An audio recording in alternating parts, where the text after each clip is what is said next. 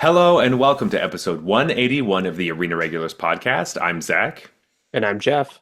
and we're your source for drunken Magic the Gathering arena content. That's right, just a couple of regular guys drinking some irregular beers, talking about Magic the Gathering, in particular, the online client, MTG Arena. That is right, and we're talking about the newest set, Aetherdrift, as we're sliding into this set.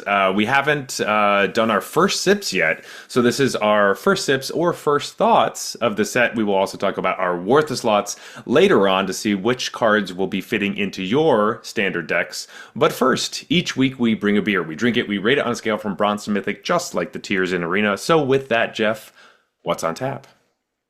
All right, so a few episodes ago, you introduced me to a brewery called Bickford. They were Hmm. solid. They had a solid start. I'm excited to try some more from them, and that is what we have today. We have Red, an IPA, which I'm assuming is a red IPA, but can't guarantee that. And it's 5.8%. Hmm. Um, and what I like about it is it's on a GTA Brews sticker, which is like a home brewing club in Toronto. So I'm really getting the vibe that these guys were like home brewers and Hmm. then realized their dream of sort of taking their hobby pro, which is awesome. It's super awesome. Yeah, there's even this is like one of those cans where it's like the sticker is generic for the brewery, and then they just what you said put the GTA Brewing brews sticker on it. And Yeah, on the back, there's a little thing that just says, like all the greatest things in life, our award-winning beer was born in a basement under the stairs, handcrafted with attention to detail. So there you go. exactly Yeah, that. Yeah. so they were home brewers. They realized their dream. Good for them. That's awesome. And I don't know if I noticed the GTA Brews sticker last time or if they had a custom label. I think some of the other ones had custom labels, so well, I don't know what that means about this one, but I I think it love probably Jeff. means Jeff, it's like an you're experiment. already burping through Yeah, this. it's gonna be it's gonna be A a long burpee one. night. Fantastic. I'm excited. Um, Should we crack on? let's do it. Let's do it. We have some magic news. The Arena Direct event is this weekend. Ooh, that color is so nice. Yeah, I Sorry, love I gotta it. lift it up. Oh, Um, I can't see it it. is definitely red. Yeah. Sorry, the Arena Direct event is happening this weekend, February 21st to the 23rd. This time around, we had mentioned this before, but instead of winning two play booster boxes, you will be winning one collector booster box. And depending on who you are, that means different things to you. It makes me a little sad personally because I would like draft boxes to be able to play with friends, but cracking for value might be higher in the collector one. I don't really know.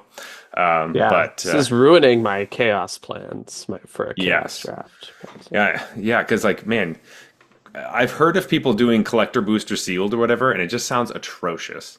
yeah. Like on Arena, there is a thing called Golden Pack Sealed. Have you played that before? They have like midweek magics of it.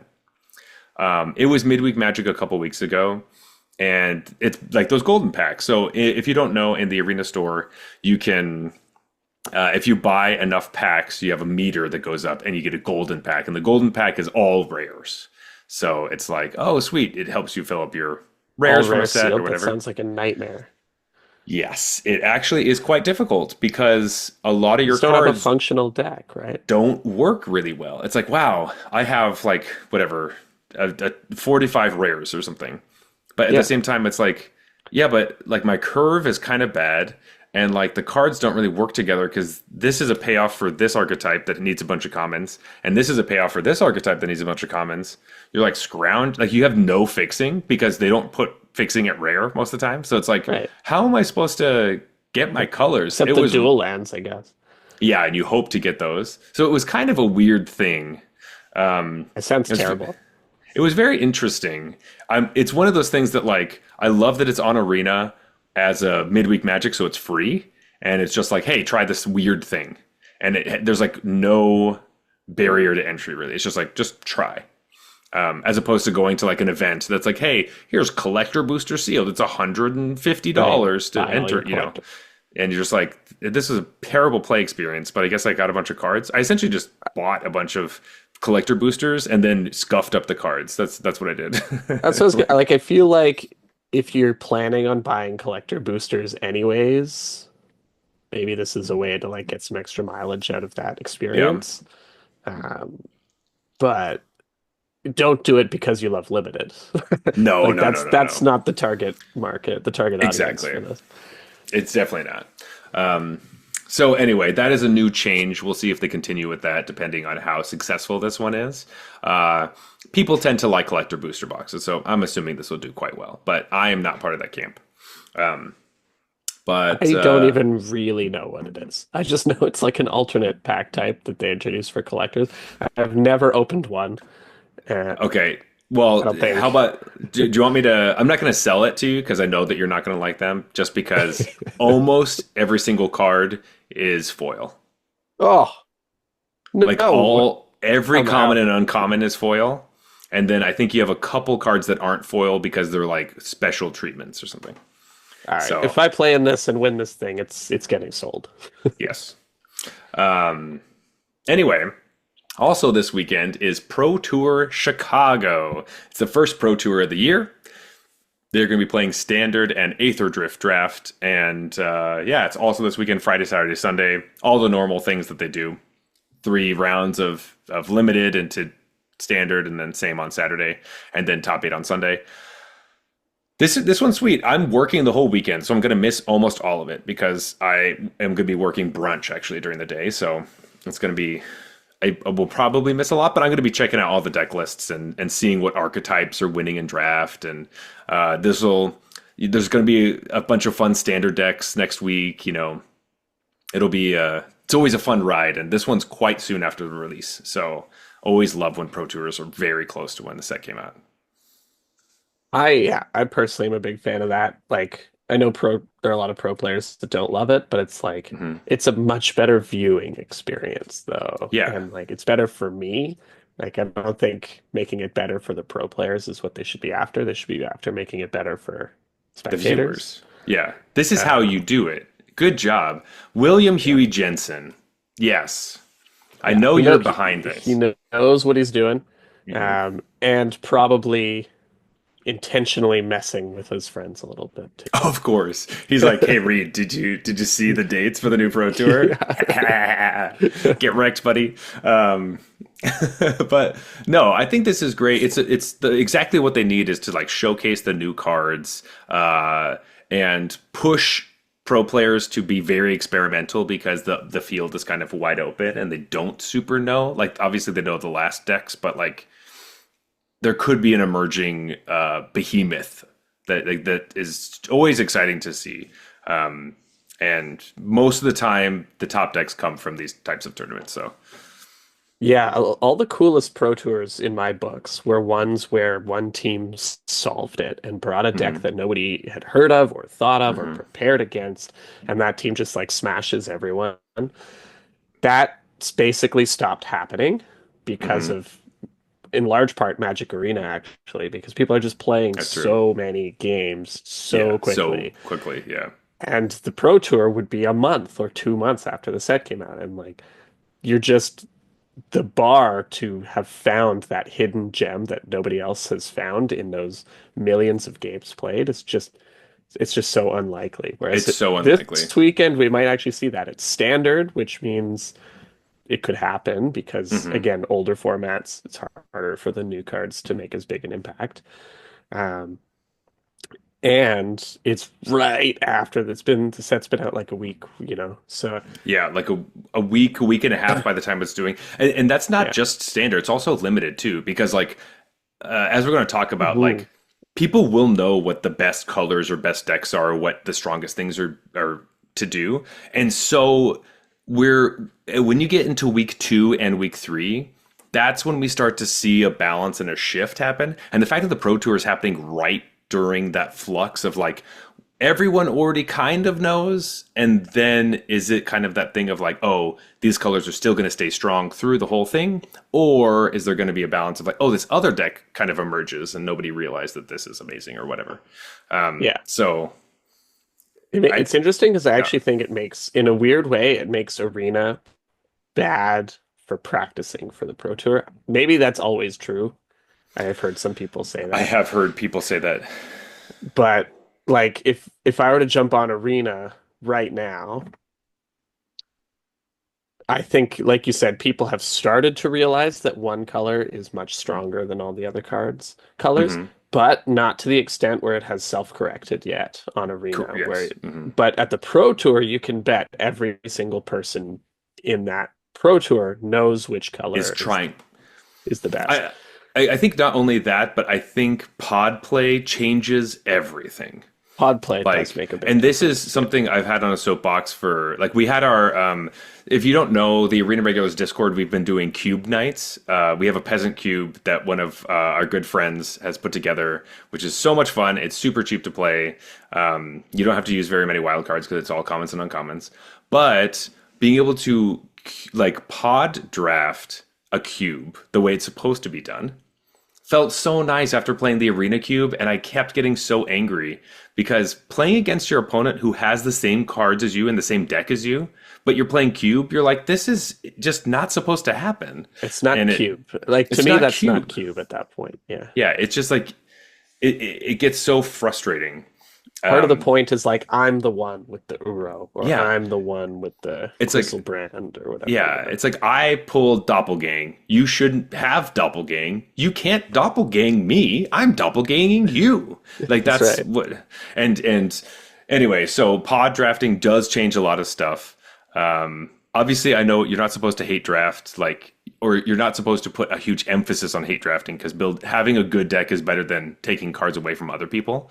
If your deck isn't going to function, but I do think that the information that you're sending around and all that stuff just it adds an extra layer. And so it's really fun to watch the Pro Tour where people know, oh, I'm sitting next to this player that I know really well. I'm passing them cards. I know they like that color. So I know I'm putting them into that because that's what they, all that kind of stuff. I think that's really interesting. That's why I like watching the Pro Tour. We don't have to go too into it because we're going to talk about it next week after the Pro Tour, but it's happening this weekend. Check it out on Twitch if you're around. Super sweet. Awesome. Yeah. Yeah. Also, Magic news. We have spoiler cards for a new set, but not the next set. So we don't have Tarkir Dragonstorm spoilers. No, no, no, no. We have Final Fantasy spoilers coming out now. Yeah. The week They're before the trying to Pro like Tour. normalize it or something, like make it not that weird. So they show I'm it to you over time. sure I don't know. they're like, oh, now, but we've had these But cards the for cards are months. also super weird. They're super weird. Like, Yeah. I just want to say, I know that people have been talking about it. I'm just already starting the I don't understand the jokes thing. Yeah. Like they're the commander decks were the first cards to be previewed. I think it happened on Monday, and it was just like the face commanders for all of them. But the symbol is like a little chicken thing or something. I I don't know what that is. Oh, yeah. The things from Final Fantasy. Okay.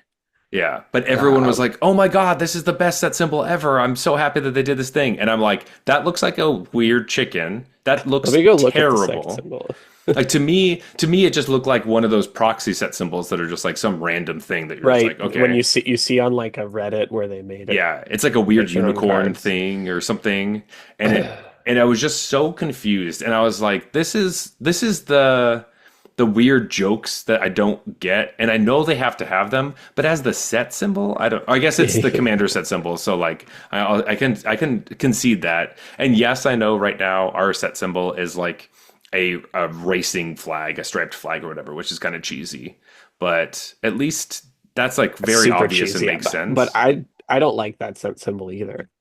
When I No. saw the Aetherdrift set symbol, I was like, ah, come on. So Like back in the day, it would have been the Aether Spark. You know, that would have been the set symbol. right. It's like Yeah. a specific artifact that's important for the story. But instead, it's like, hey, it's racing. But Can't seem to find like a high res image of the set symbol, but I think it's called a chocobo or something. yeah, Um, that's the word, right? Those yeah, like it's like ostrichy things in yeah. Final Fantasy. I'm not I don't know. I don't know about it. Oh, on this one, okay. I was looking at the other one, it just says like FF in a little. emblem. Oh no, the commander one, yeah. I The was like, what are you FF is the talking regular about? one. I don't see a chicken in this at all. What are you talking? You're insane. But yeah, Uh, anyway, so that's happening. I'm not going to get, we're not really going to talk about it necessarily until they actually come out. But that's just a thing that's happening. And I was assuming that like they normally like to do this kind of shit during the pro tour, right before the top eight, or like in the middle, like before the finals match. They're like, and we have a preview or whatever, yeah, yeah. because that's how they get people to watch, I guess. But nobody does that. The person who wants to see it watches for that moment, puts it on Twitter, and then jumps off to talk about it on Twitter. Like they don't Exactly. care. Like I just think they can be skewed about how to do things. Anyway, Yeah. I um, don't really, yeah, well, whatever. I don't really get this.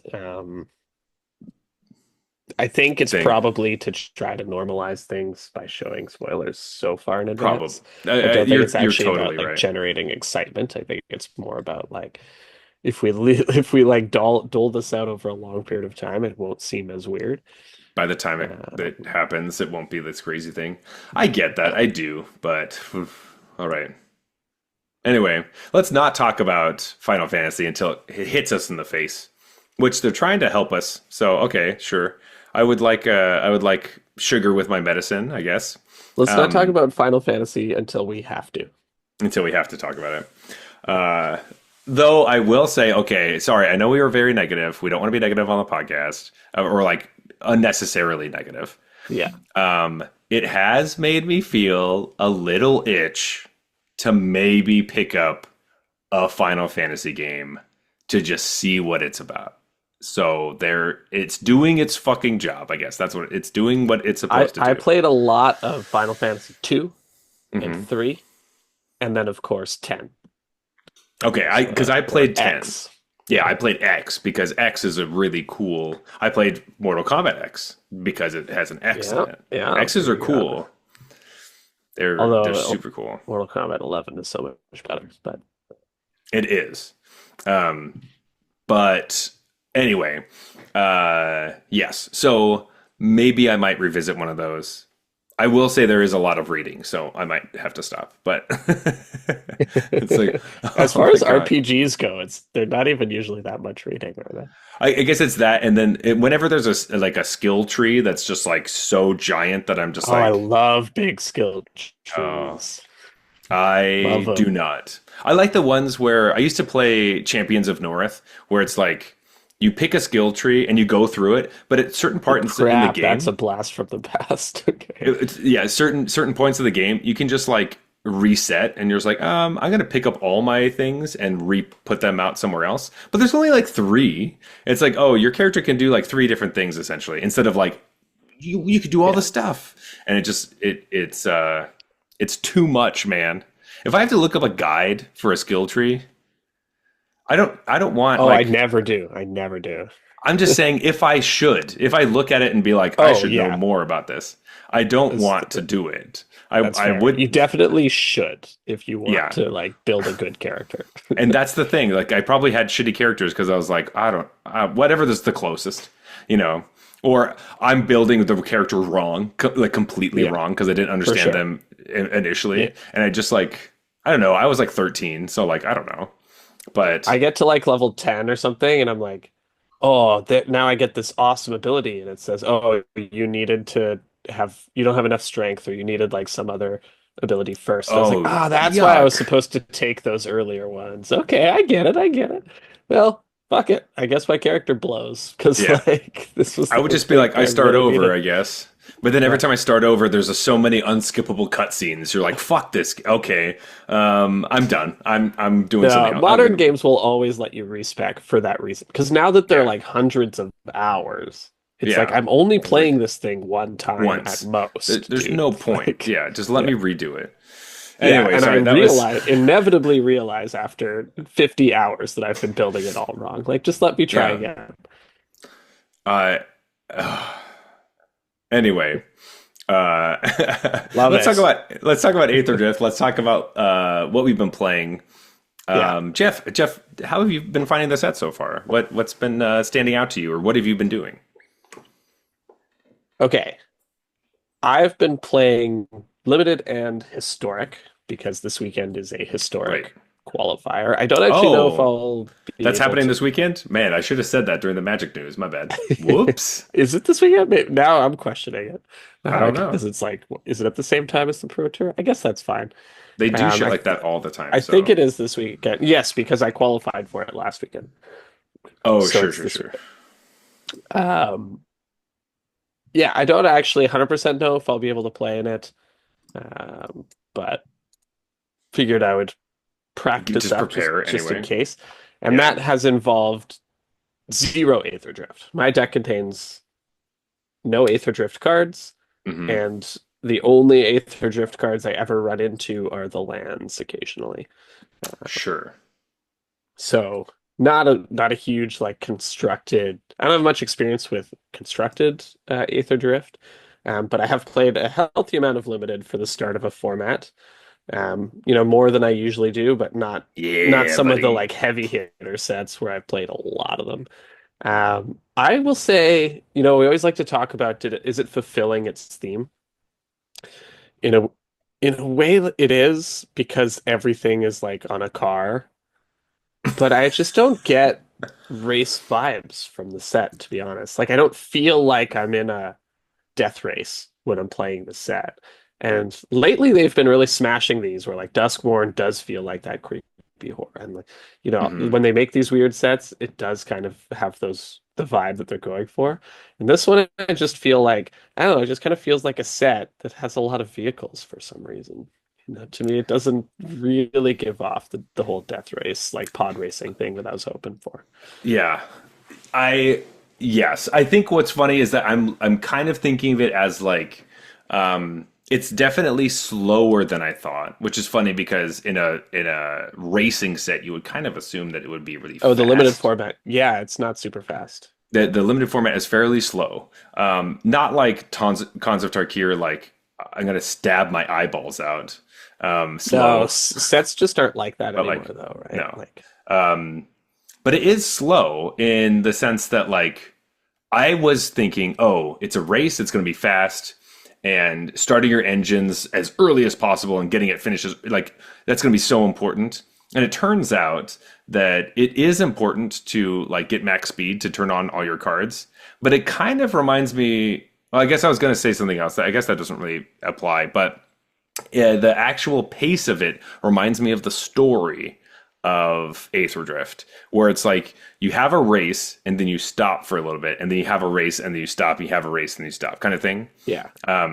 Where it's like, yeah, we're jockeying different positions throughout the whole thing, and there is a lot of that kind of little movement stuff, but it does not feel like there's a deck that's like, oh, well, if you run into that deck, it just smokes you because Boros has not been doing well Oh, at you mean all. like it runs you over? Yeah. Yeah. Um, Very quickly. Yeah, I was about to say that I was disheartened to say that Boros is my least favorite deck, but actually, I think Azorius is my least favorite deck, which I'm okay with.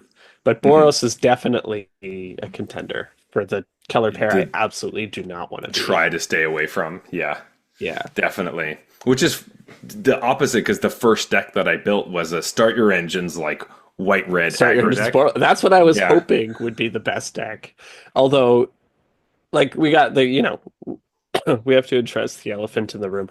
Just looking at the commons, we hmm both immediately said green is the best color in this set. Yeah. Like you just take a glance at like when you're picking, I think the exercise of picking the best common for all the colors and the fact that green was last hmm really it stood out as like holy shit, these are so much better than the Then with previous the shit I was like reading sets before. of garbage that I saw. And so I remember saying, I don't know if I said it on air or off air last episode, but like unless the green uncommons are horrific, hmm like green's going to be the best color, and the green uncommons are fucking good. So Yeah. it's just like I haven't checked it. We like to save the 17 lands talk for the actual limited episodes, and I try not Yes. to check, try to hmm form my own opinions before then. But I will be shocked if it is not true that the four green color pairs are the best four color pairs in the format. Maybe not green white, just because I think white's the weakest. But Yeah. I still think Well, green white is pretty good though. I don't want to say that I don't want to remind everyone that I said that I thought green white was going to be the best, but I definitely said I that. said green blue, And and I stand by it. Just saying. well, because green blue is really it's still really good. Like Yeah, I think green white is good too. So green blue is a lot scarier and more common. Like you see a yeah, lot of green blue decks that happens often, and you see a lot of teamer decks actually. I see a lot of people a splashing lot red of for teamer. something, Yeah, yeah, but base green blue because exhaust in general. Like I was saying, my pre-release was like I just happened to stumble into green blue, and it yeah, and just being able to exhaust stuff was like fantastic. I was just like, any times I can just like the games are going long enough that all my creatures that have extra abilities, I'm gonna do most of them, and it also lets me like keep extra cards in my hand to do whatever I need to do. Like I just yeah. always have Whenever stuff. You don't run out. There can be a lot of top decking if you don't build your decks right, and right, exhaust is a great way for adding extra cards to your hand, essentially. whenever the color pairs theme lines up with something that you are already highly incentivized to do in limited, like Hmm. cards with powerful activated abilities are naturally good limited cards already. Hmm. And then there's stuff like, oh, it's cheaper to do it, or anytime you do it, I get a counter. And like any stuff that rewards you for playing good limited Hmm. is and the commons are good in those colors. That's the contender. That's how you like pick out what's the best color pair. For sure. But And I I do think blue think green is that in this set. yeah, I do think that it does have like the worry of when you look at the cards, you're like, well, when I was originally looking at all the cards, I was thinking exhaust doesn't seem like something that's always going to happen. And now playing the set, it feels like exhaust is almost always going to happen. It'll be Right. very rare that like Hazard of the Dunes is not going to be a 7/7 at some point. And if Exactly. it's not a 7/7 at some point, that means I'm already dead. Like they didn't have to do it because I'm already dead. And Yeah. that is crazy to me because when I was originally looking at it, I was like, most of these seem expensive. I was thinking, I don't know if it was literally the race and the start your engines made me feel like it was going to go fast, but they Like this is going really to be a race. I don't races. have Yeah, time for that. exactly. I can't exhaust anything. Yeah. But like, I think a lot of the start your engines payoffs are pulled back. They were definitely worried about it being way too fast. Yeah. Also, because this would be like the third year. If this was a fast set, this would be the third year in a row that they had a fast set during this winter time. Right, the winter Sure. set last year was really fast. That was like Boros. It was MKM, kill, kill, kill. You die on turn 5, kind of thing.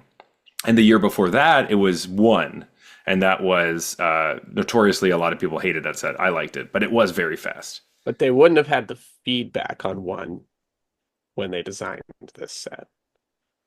Uh, they, I think they would have been able to change numbers if they had to.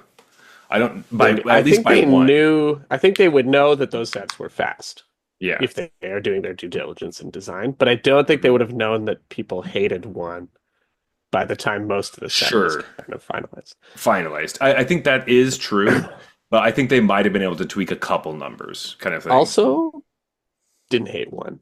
I know I liked one a lot, but Yeah. I think the consensus every time I talk to people, they always list that as the worst draft format ever, and I'm It like, just means that Marshall and right, Luis didn't like it. calm down. It just meant that blue green was bad. Like, okay, Yeah. welcome to most every set except for this one. Yeah. Um, Okay, so I do want to talk about Start Your Engines, but you did mention okay, Hazard of the Dunes for a second, so okay, I wanted to call jump on that out that. that I am Yeah, happy with that choice. I think it's a good common, one of the better ones in the set. for I sure. think you fucking nailed it with the Scurry Foot though. That card just like rose through my ratings all week to the point where I'm Hmm. like, ugh, I don't want to take it as like the best green common because that would be admitting defeat. But I do If think you're in a like pack, you're I'm looking at pack both of one those. picking that fucking thing. Like that card is good. Scurryfoot.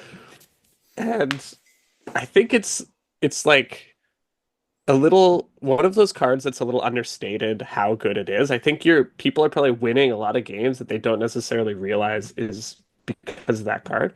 Hmm. Because it just lets you play Magic. It gives you something to do on turn one and turn four that Hmm. is affects the board and is relevant. And it just like that alone just smooths out your limited draws, where you Yeah. have two guaranteed like early to mid game plays in a single card.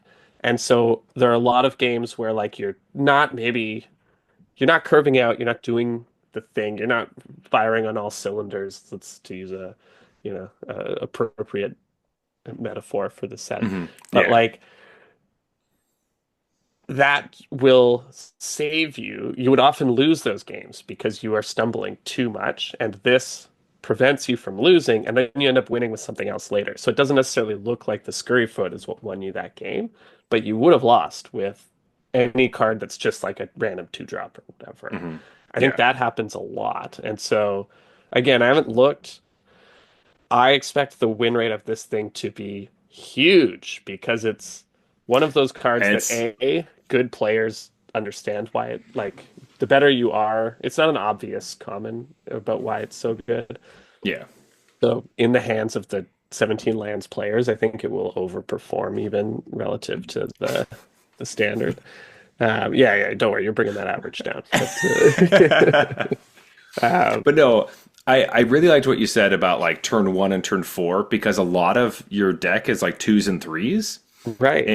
And so being able to do turn one and also have a turn four built into your turn one is so nice.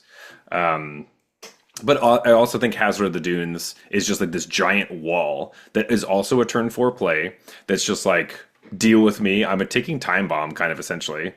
Also like none of the like this could be a big reason why some of the blue white decks like can't get through because it's like I'm a Yeah. 4/4 reach creature on turn four. Fuck off. Basically, it's like you're. What are you gonna do? Yeah. And none of their toughnesses are higher than four. Like none of those like those flying creatures are gonna be able to just attack and like eat a Hazard of the Dunes, which is good. It's a worm. You know, it shouldn't, but it does take a removal spell out of your hand. Yeah. So it I've liked the card a lot. I still take it definitely highly, but depends. I've flipped my opinion on Yeah, which one's the best green comp. I I think maybe I even take the green removal spell over the hazard at this point, but yeah, probably not I over think the so. scurry foot. I think I take Scurryfoot and then run over for sure. But Yeah. I've also seen that Hazard of the Dunes, just in general, has been going around a lot more than I thought. I'll Yeah, think I it'll get make them me pretty easily. it'll make me think that green is more open than it is, and then Mhm. you end the draft with like three or four, and you're like, "Whoops, maybe this is too many," kind of thing. So you do have to watch out about that. Um, but I did want to talk about start your engines just Yeah, in general as the thing. let's get to it. Um, just want to say like what do you think about it in general? Just like in the broad scheme of things, like as far as what's the word? I don't know, theme or feel, but also how does Yeah. it play out? So I really like the mechanic. I think the Hmm. mechanic itself is really good limited mechanic. It incentivizes attacking. It incentivizes like racing because Hmm. often your opponent has it too, and you're like, "Am I supposed to just like I hit them and then they hit me and we both see who has And we better start your both, engines?" And yeah. I love that. Like to me, that's super on theme, right? It's a racing Hmm. set. I think the payoffs just aren't worth it, and like I've honestly you sort of joked to myself that the actual payoff of start your engines is that people are too worried about it and make bad blocks. Hmm. Like they really go to their way to stop you from hitting four when they really just shouldn't care that much. And that's going to change when people start to realize that Yeah. it's not the end of the world if your opponent gets to four. Because it's just nothing is that big a deal. I do like the Leonin that gives double strike if you get there. Like that is a Hmm. real reason to fucking Pride of the get road. there. Yeah. But it's an uncommon, you don't always have it. But Hmm. if I'm unfortunately in the situation where I'm trying to draft some sort of start your engines deck, I'm looking for stuff like that. and they're hard to come by. Stuff where it's They like, are. this is actually going to make playing this card worth it. And Yeah. generally, the payoffs are like +1/+0 on a like, one drop. Like, who cares? Don't you say shit about nesting bot. Hey, Don't I you say love shit nesting about it. bot, but fucking not what I'm looking to do in limited. It could have gotten +1/+1. Well, Right? how Like, bad would have what plus is one it? plus one Turn been? 5 by the time I Yeah. fucking turn this thing on. It's a 2/1 now. Oh, Great. it's Savannah Lion. If it hasn't, Uh, and it's one of those cards that I want to die. Like, you I know don't what would understand. have been great if the nesting bot at max speed when it died it made 2 tokens instead of one. That would have been amazing. Right? Like, I know it's a white card, but like, give it Death Touch or something, because Yeah. then it matters in the late game. Like, this Yeah. 2/1 doesn't fucking matter. It really doesn't. But you're right. All the best like start your engine payoffs are like all uncommon. Or rare. Or rare, of course. Though I will say that the streaking oil gorger has gone up in the black like 5 mana I 3 do 3 like flying that haste card. lifelink. Yeah. Once it gets lifelink, man, when you're racing, you're like, uh, get wrecked. Like I all of a have won a sudden, few games with that card, so or I it's think I been the have an card. inflated appreciation for it, but still. I think I do too, but it is the card where I'm like, oh, nobody wants this? Okay, I can take this. This is not the worst thing. I know that it's expensive, and I was very low on it at the beginning of the Oh, format. So really? I've always been kind of high on it. I don't want to inflate like what I'm saying here. I just want to say that like when I was going through all the cards and rating them, I thought that that was not the card that you wanted. I was like, this is not the payoff that you want for this deck. Do not build an entire deck hoping that this is your payoff. I thought that that was just not going to be great. And it turns out it's totally respectable. Like you can totally play this card and it's not like obviously it's not the reason to do it, but you can put it in your deck and it is good. It will Yeah, you will but hope for it at the end of the game.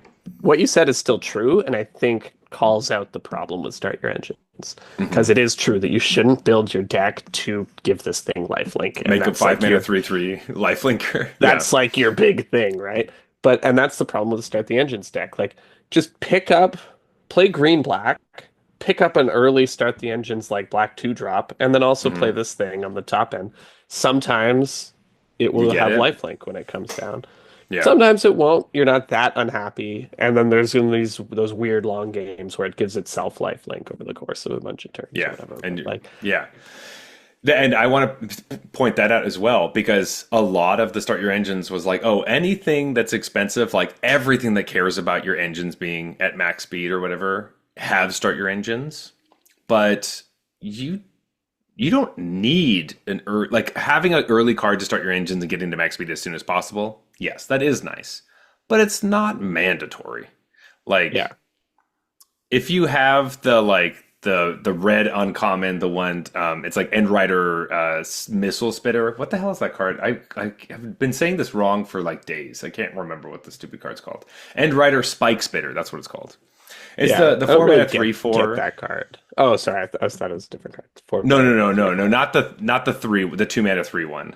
Not Yeah, that one. I don't get that card. Okay, well, I'll explain that card to you actually in a second. But the End Rider Spite Spitter, that's the 4 mana 3/4 reach, and when yeah, you have max engine, you get to exile a card every turn from the top of your library and play it. Yeah.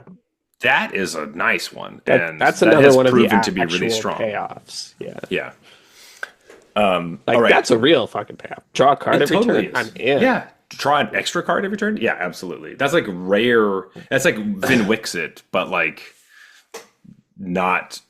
It actually could get you. The problem is you max want to be speed. Boros to turn that on, and then it's like Well, black also helps, so you could do Yeah. red black, but red black is good, I think, actually. yeah, I agree. And also your Not rares, a green deck, but as far as non-green decks go, it's good. as far as non-green decks, is good because I have been enjoying red, and I know you were talking about End Rider Catalyzer. That's the 2 mana 3/1 that I start your engines, and then when it gets to max speed, it taps for 2 red mana, which Yes. a 3/1 that's a mana dork is strange. And only a mana dork on like turn 5 Yes. plus. What I'm going to say about this card is that I have actually found utility in having these catalyzers in the Is It decks. So when you're playing Okay. blue-red and your deck is about discarding cards, if you were random 3/1 that helped you get max speed early. So imagine you play this on turn two. You start your engines, maybe you crack in once. You get to play your magma Melkin thing, the artillerist, that every time you discard a card, you ping your opponent. You spend most of the game just discarding cards. You get max speed just from pinging your opponent by one every turn. You Yeah. get to a point where this turns into an ancient tomb, right? It taps for two or whatever, soul ring, I don't care. You can discard your lands and not care, and most of your deck can run off of 4 lands. And so you're like, all of a sudden, you just get this nice mana bump randomly from your 3/1 that you didn't think was going to be helpful for that. And you can just not play land drops anymore and hold cards in your hand, being like, I can just discard these lands all day because I'm going to be winning the game through Gotcha. discarding cards. And that is the only place that it's felt like, oh, this mana ability is actually helpful. It's like I have access to 6 mana, but I never have to play a land again. Um, Okay. I I was was I thinking of was it as like surprised a by that. I was thinking of it as a Gruul card. I think that makes a lot of sense. In my Mhm. head, I was like, this is gonna be Gruul, right? Like late game you can Oh, it exhaust your helps you stuff. exhaust stuff. I guess that makes sense. But I haven't found it particularly good at that. So Hmm. like I just want to play a, a green 2-drop instead kind of thing. Like, you know. Totally, totally. Um, so I guess that makes sense to like it lets you cycle your lands without having that awkward thing where you're like, oh, I have to play some of these because I do need to be Hmm. able to cast stuff. But Yeah. So that, as far as like, I think just having a 2 mana 3/1 to start your engines in general is fine because it trades with some stuff. It trades with like the elephant and things like that that you get from the scurry guy, Scurryfoot. But as far as the mana ability goes, that's the only archetype that has felt like I'm like, oh, thank God I have this. Where none of the other ones have been, I haven't cared at all. yeah. Um, so I'm not And saying don't get that me it's wrong, I like love a a 2 mana three fantastic. one. I Yeah. love 2 mana 3/1s, and I don't know for sure if I have, but I wouldn't be surprised if like I've played a vanilla 2 mana 3/1 recently a lot in limit. Like, like that Oh, I like like. this one, you're saying this is a vanilla 2 mana 3/1, but doesn't get the vanilla stats. Is that what you're saying? No, I'm saying like I like I think there probably is a set in recent memory that would have had a vanilla 2 mana 3/1 that I have played and liked better than most people. And so I'm Hmm. not like saying I would never Off on play that. Of this course, of card. course. I just don't. It's just It's it's not the weird. extra ability I want on my 2 mana Exactly. 3/1, you know? It's like if this got +0/+2, and so it's a 3/3, that would Yeah. be what I would expect. Yeah, Um, that's a more typical design, or like when it exactly. attacks it as first strike, if you Well, have, that's why it's so interesting, right? yeah. Well, first strike would make it really good, but Well, only to start your engines, right? Start your engines against first strike. That seems it's true. reasonable because it's the late game now. Of course. Well, no, no, I know, but I like that this is a weird puzzle. This reminds me actually of old Magic cards, where you're looking This at a is an card being older like, design, yeah. what am I supposed to do with this? Like random things that it's like you have to discard cards or you have to do things that feel counterintuitive. You're like, why is my 3/1 late game ramping? I'm just so Yeah, confused. in Um, red, you know. yeah, it's like this is Um, such a weird thing. that's a great way to put it. Like modern cards, they tell you what you should be doing. Yeah, It's it's like the commander that's problem. It's the yeah, commander thing where it's like the commander players were really excited to build and create and try to figure out how to use legendary creatures and build a deck around them. And then WotC started making cards that just said, "Hey, this is the playbook. Just flip through it, and it'll tell you what to do." It literally just has all the words on it. Oh, yeah, that thing you want to do? Just you draw a card when you do it. Done. yeah, yeah. And and people were like, "Oh, this isn't fun. This isn't creative or interesting. I have to do it this way." Right. Um, so I And miss obviously cards that's like just going to this, be more powerful than the old thing. of course. Yeah. I obviously this is a, more less extreme example, but it is true that like yeah, the old cards you would look at them and be like, why is that good? And then 2 weeks later be like, why would they print a card that's so good? out. Like this Yeah, is so like this card's unbeatable. Why would they print that? What were they thinking? And then, yeah. but it's like a week ago, you didn't even understand. You What? thought it was Well, garbage. it's literally hilarious because that was kind of wasn't that like Oko, right? I know that it's not Yeah, an old card, but Oko had the same feeling, and I think powerful cards can do that. Obviously, this is not in the same vein as that, but old cards do have this weird puzzle. I think Oko was hard because like we hadn't done food, and that was a big part of why people were looking at it, and it just felt like it didn't do anything. But yeah, old cards are just like they didn't really plan a lot of the time. There's a bunch of cards that were like, "Hey, this could be an interesting design. You figure it out," you know. And then they yeah. kind of over the years realized that they kind of had to hold your hand a little bit. And then I think we're coming back maybe a little bit out of it where they're like, okay, we held their hand a little bit too much, maybe. Right. Though, actually, I do want to say one thing that I found out today and is super cool. And I think you're gonna like it. This is brand new information to me, but I don't know I'm if this is excited. like everywhere. All right. So, do you know the card Lotus Guard Disciple? So No. it's a white card. It's two and a white for a 2/2 bird cleric. It's a common. It has flying. And it says when it enters, target creature or vehicle gains lifelink and indestructible until end of turn. Oh yeah, okay, that card. Yep. Yeah. So it goes around the draft a lot. It's like a Windrake that like helped you crack in for a little bit from your 2 drop. That's Yeah. kind of what it feels like. Very If the underplayed. set Very. was about racing, that card would be great. It would be great. At the moment, it's terrible. Like you Yeah. never worried about this card. Doesn't do anything. I stopped taking it after my first draft.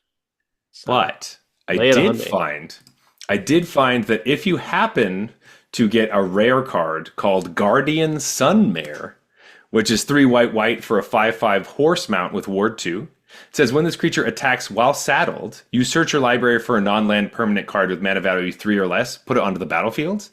It has saddle 4, but if you just go get that bird, you give this mount, the Sunmare, indestructible and lifelink, you crack in for 5 indestructible lifelink, and then next turn, maybe you do it again, or you get something else. It ended up being so fun and exciting to be like, wait, this actually works because it's a card nobody cares about, and there aren't a lot of other like cards that you can get that have a huge effect on the battlefield that are 3 or less that actually matter for that specific combat. There's like maybe you could get the Cloudspire Captain to give your creature +1/+1, but like the rest of them just kind of don't do. They just like, oh, I got a creature, that's a good value or whatever.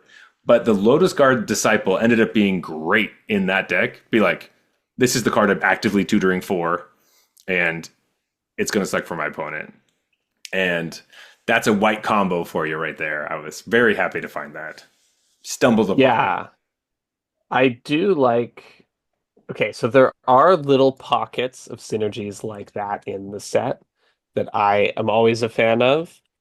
Um, I think that, because that one involves a rare. The one that more comes to mind is the monkey druid that goes to get you your 9/7 and it curves Yes. like 4 drop into Or five into drop. 5 drop. Yeah. That's Fucking like the Terry. one where you take one of them and you're like, oh, I really Mhm. hope I get the other one because they're both uncommons. So there's a few little like pocket combos, I like to call them, like that in the set, and I do like when they do this. I just wish they hadn't done it in green because it's like, man, green's already so good. Like we were talking about the green commons are good. The green uncommons are good. What the hell is up with the fucking elephant, man? What were they The thinking with that one? that card's amazing. I had to I read that like 3 times when I drafted the first time. I'm like, hold on. This just I makes the 3/3 yes. already, and then it Yes. accrues it to make more? When What? when I was like rating all these cards, I had originally read this and was like, oh, a 6 mana 5/5 saddle 5 make a 3/3. That's Right. no, that's not very good. And then when I Yeah. was actually reading it, I was like, wait a second. You get it immediately. So this is 6 mana 8 power on the battlefield? And Yeah. to saddle it, If all it you doesn't need make the 3/3 on ETB, that's a different story. it's a But terrible card, right? It's pretty awful.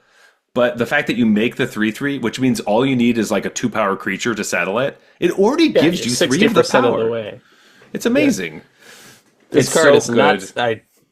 It was, I think, my pack one pick one in my first draft. I smashed that Mm, draft and was just like played every time I played that card, I was like, this thing's a house. And the closest game was when my opponent also had one. We were both hmm just like, oh fuck, do I attack and let you also attack me back and make your 3/3? Do I want And my like, three what do I three that do? bad? Do we trade off? Like Yeah, it was we and elephant wars are a real thing in this set. That they was my are. first experience with it, but it is hmm not that uncommon that You both you want and your elephants. opponent have an elephant. Yeah. It's definitely true. And with that being said, I mean, obviously, elephants and mounts, the green ones are quite strong, while obviously the white ones have not super got there. A lot of people were telling me the unswerving sloth was amazing, and I was like, this card looks horrendous, but I've never seen it on the battlefield. It's never been an issue for me, so I don't know what other people Unswerving are talking about, but sloth. exactly, right? You don't know what it is. It's three white for a 5/5 sloth mountain white. Oh yeah, Obviously, I don't like that card actually. yeah. It has saddle four, and while it attacks while saddled, it gains indestructible, and you untap all your creatures. But like, It just seems it's like a terrible version of the green white uncommon that yeah, untaps them yeah. without you having to do this. It's just like okay, it's not great. I'm not a fan of the sloth. I haven't been prioritizing this highly. I think the white one that I like is it's like a cat that gets you planes. Yeah. Well, that's a 2 mana 2/3 lifelink. That's amazing. That one's a good Like one. just on stats, I'm like, I would play a 2 mana 2/2 with lifelink, but this is a 2/3. Oh my god, I love this. But anyway, shoot, I felt like I had a point I was going to make that was really exciting, and now I don't remember what it was because the beer's getting to me now. Dang Yeah, it. that's fair. Well, think on it while I want to, because I do, you brought up vehicles. I do want to talk about vehicles. So Okay. I am on record as not liking vehicles. And hmm in this set, I think what they've tried to do is so my take on vehicles generally is that it's a very, very flavorful mechanic. And hmm people like that. It's cool that your characters are driving vehicles. But as far as gameplay goes, I think it kind of sucks because it's just one of those weird it's kind of just like a weird creature that's hard to interact with, and it sucks on both sides because sometimes your opponent just plays it, or you just play it and you have no creatures to crew it, and hmm it's lame, and you can't put too many vehicles in your deck because of that. But then other times, like your opponent has one and they can crew it all they want, and so it's just like this sort of overpowered creature. I think the play patterns tend to suck, at least, the early ones around them. And what they've done is just like, okay, the removal spells can all kill them now without hmm you waiting for them Basically, to turn into a a creature. Because lot that's of sort them of just do. right. And there's a lot of stuff that just makes them into creatures without hmm actually having to crew. And so what they did to make vehicles a less shitty mechanic is to just like not do the vehicle thing and make them more like creatures. hmm And so I'm just like playing the set and like it just feels like they're basically like creatures in the It set. is funny because my favorite vehicle is Earth Rumbler. I'm a big fan of Earth Rumbler. I don't know Yeah. if other people don't like it because they pass it a lot to me, and I take it every time. Um, that's the four and a green for a 7/6 vehicle with vigilance and trample, and you can exile an artifact or creature from your graveyard to make it a creature, and it has crew I three. literally never take this. I love this card so much, but I don't know if it's just because my play pattern is trade, trade, trade, smash this, and just smash and smash and smash and smash. It blocks and it attacks, and it's I I love think it. this card is fine, like from a theoretical point of view. I just always feel like in green there's something else that I'm more interested in the pack, and I never end up taking it. I just for whatever reason, whenever I see this card, I'm like, Green's this is open, baby. yeah, like legit. So when I see this wheel, I'm like, what the fuck happened? This card See what is you the did there. card. Wheels. Wheel. Yeah. But talking about green again, I do remember what I was trying to say. This set does have two things in common with, I guess it's one thing essentially, but two cards in common with OTJ, our little set back then. Um, Now, technically, one of these is uncommon, so they're not common, but whatever. Sure.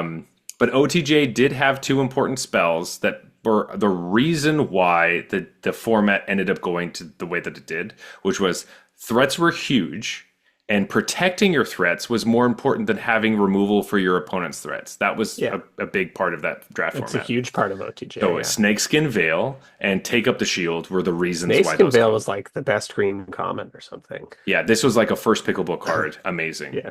Now in green we have an uncommon called Defend the Rider. Now I know Defend the Rider doesn't put a +1/+1 counter on it, but boy, does Garbage. it. You hate this card? Oh, because it doesn't put a +1/+1 counter on it? Yeah, no, it's actually I great. I always I take it. And love Defend the I'm Rider. always worried about it. Always worried about it. I Yeah. had like a combat fight where like um they blocked my actually Earth Rumbler, and I was like, sick, I'm gonna eat their creature. Then they played whatever, Bestow Greatness, and I was like, oh shit, well, I guess I get to play my run over. And then with their last open green, they played Defend the Rider, and it fucked up my whole shit, and I lost the whole thing. It was God, it's like felt like a pseudo counterspell war, but that kind of thing. Anyway, Defend the Rider, super strong. Also, Maximum Overdrive is a black common that is exactly like Take Up the Shield in white, or sorry, it's like that but in black, and it gives Death Touch instead of Lifelink. But Yeah. it gives a counter, makes it indestructible, and you kill the other creature for sure. And That's so, the one I never play. I played Defend the Rider a lot. I try to get one in mhm. all my green decks. I've played a ton of it.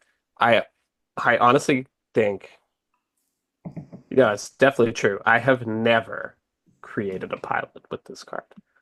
Like I And like that they give you that option to like make the card feel more flexible, but even in situations where I'm like a pilot would advance my board, I'm like I'm gonna need this card later for yeah, something that's better than a stupid fucking 1/1 pilot. So I never do it. I you know what's never do hilarious is that like I originally looked at this card being like, I like that it gets the 1/1 pilot thing because every once in a while you never know. It's going to be great. You get to make a it. Me creature. This too. is That's technically a part of 1/1. my It's part a of my one mana one evaluation of one, the card. right? Yeah. And so I thought, man, this card goes way up in value because you could just make a 1/1 if you need. I was Yeah. assuming I was going to have more situations where, man, what are all these vehicles doing? How am I going to Yeah. crew any of them? I don't know. Right. And so I thought that this card was going to be helpful in that situation, but instead it's just the normal protecting your creature is amazing, or whatever. You're permanent. Yeah. Uh, it blocks lots of stuff. I love Defend the Rider. I also haven't played Maximum Overdrive a ton, but it has been played against me multiple times in double block situations, and I hate it for that reason. But it did remind me of Take Up the Shield, where I'm like, oh, sick. Okay, I could definitely eat that. Oh, fuck. What the hell? Oh, god damn it. Now they just gained a bunch of life. So obviously you don't gain life in this situation, but that reminds me of why these colors together have been really strong. There are other cards that really do it, but there's these little things that creep up. There's like, well, they have access to all these things of like big creatures and protection spells for them. Also, the big creatures from green and the removal from black. It's just like, okay, sweet. Yeah. I like So, framing Maximum Overdrive as Take Up the Shield rather than like I've been thinking of it as these weird black tricks that always bring the creature back or whatever. Like it's and that the kind of stuff. version of Yeah, that. which I'm never really high on, but Never Take Up the like Shield, those.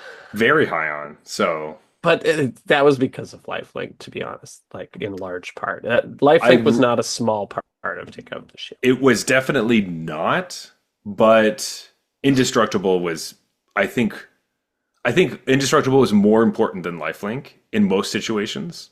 Yeah, you would never play it without Indestructible.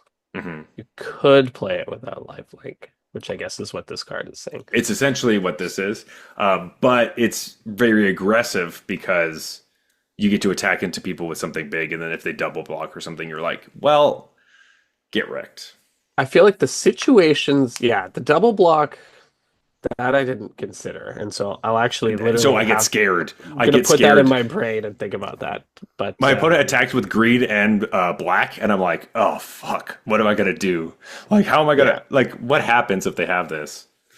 Oh my I god, feel like the Jeff. situations where this is great, other than the double block thing though, are like it's so easy to read. It's like, oh, they attack Oh their sure, sure, sure, 2/2 into sure. my 5/5, Mhm. like that's gotta be what they're telling me is they have maximum overdrive.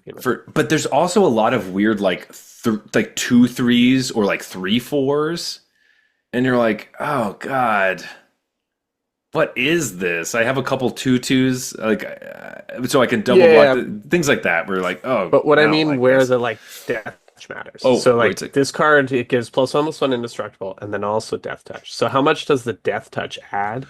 I feel like the I situations where the death touch is relevant, it's super obvious that this is the trick. You know what I mean? for sure, for sure. I guess like in the scenario I was saying where I have two tutus and there's a 3/4, you get the +1/+1 counter, so that does Oh help yeah, double the for the double situation. blocking. Yeah, Yeah, yeah. But like there's weird things like, oh, if I triple block, I don't die from this thing or whatever. Or if they attack you with a Hazard of the Dunes as a huge thing, and you're like, well, I gotta triple block it, and they're like, actually, die and trample. So and die super and die die and and die. die more. You're Yeah, definitely taking four, and you're yeah. like, god damn it. Golgari is sick though. Golgari, oh, is Golgari better than it's one of those things where I like Golgari because I like that color pair, but I think maybe Simic is the better deck. I I run into Simic more often, and it ends up outvaluing me so much.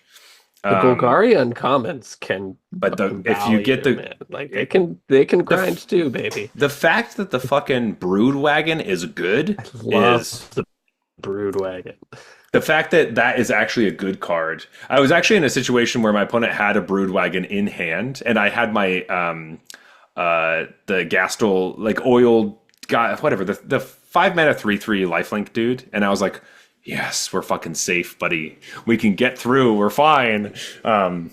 That was like a really fun interact. Like I like that card because it's super expensive. It's hard to cast. It does do a lot of stuff, and it is really good. But it's still amazing. Like it's still amazing. But I think I really like where the card hit. You know what I mean? Like it. Most of the time, the card's just actual garbage, and it's actually really good, and that's amazing. Yeah, I'm just.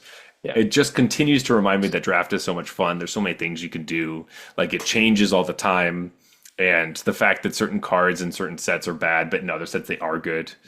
Uh, it's just great. It's just great. Man, draft is so Yeah. much fun. Magic's the What best. what are your closing thoughts on draft so far for this format? Closing thoughts are yes, green is the focus, and we've been talking a lot about green. But man, is blue red a ton of fun. I have never had fun with a cycling deck, I think. Like I always think it's going to be interesting. In Amonkhet, I thought it was going to be interesting. That blue black cycling deck, not good. And Yeah. it goes back and back in history when they bring cycling through. I mean, like in Ikoria, it was busted because of Solar Flare, that was, or whatever it was called, Zenith Flare. Zenith Flare was just not fair, and that was just like, I guess I'm just going to die from a Zenith Flare. That's just how that happens. Yeah, that So that just that it was was just that like was a dumb format. it was just turbo, like get as many cycling cards in your graveyard as possible. It was a graveyard deck It essentially. was way too Um, easy to put that together too. So, and you know. so this one, there's a lot of moving pieces, and I think it's been really fun to actually play that deck. Where blue red has been a deck I have not liked, and this format I actually enjoy it. Whether it's really great or not, I don't know, but I do like the I think it's deck. fine. I think Do it's you real? I agree. kind of I think middle, but it's fun to play, which is totally. really important, I think. The Thunderhead Gunner was not even in consideration for best red common for me when we did that Hmm. exercise. But Yeah. boy, do I like that card now. Oh, Um, just wait, buddy. I got some stuff to say about that card. Maybe a little bit later as we move into our Wortha slots. Sorry, that was a bad transition because Thunderhead Gunner is not one of my Wortha I was slots, like, what but are you talking about? Did you pick a common?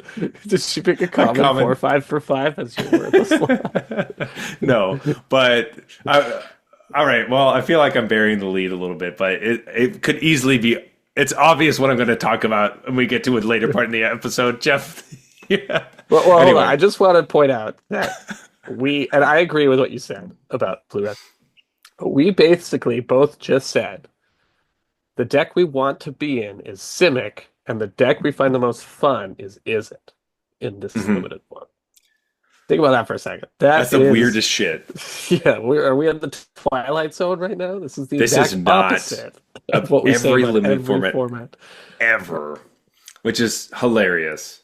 Uh, Yeah. My gosh. my closing thoughts, just real quick. Got to touch on the green thing.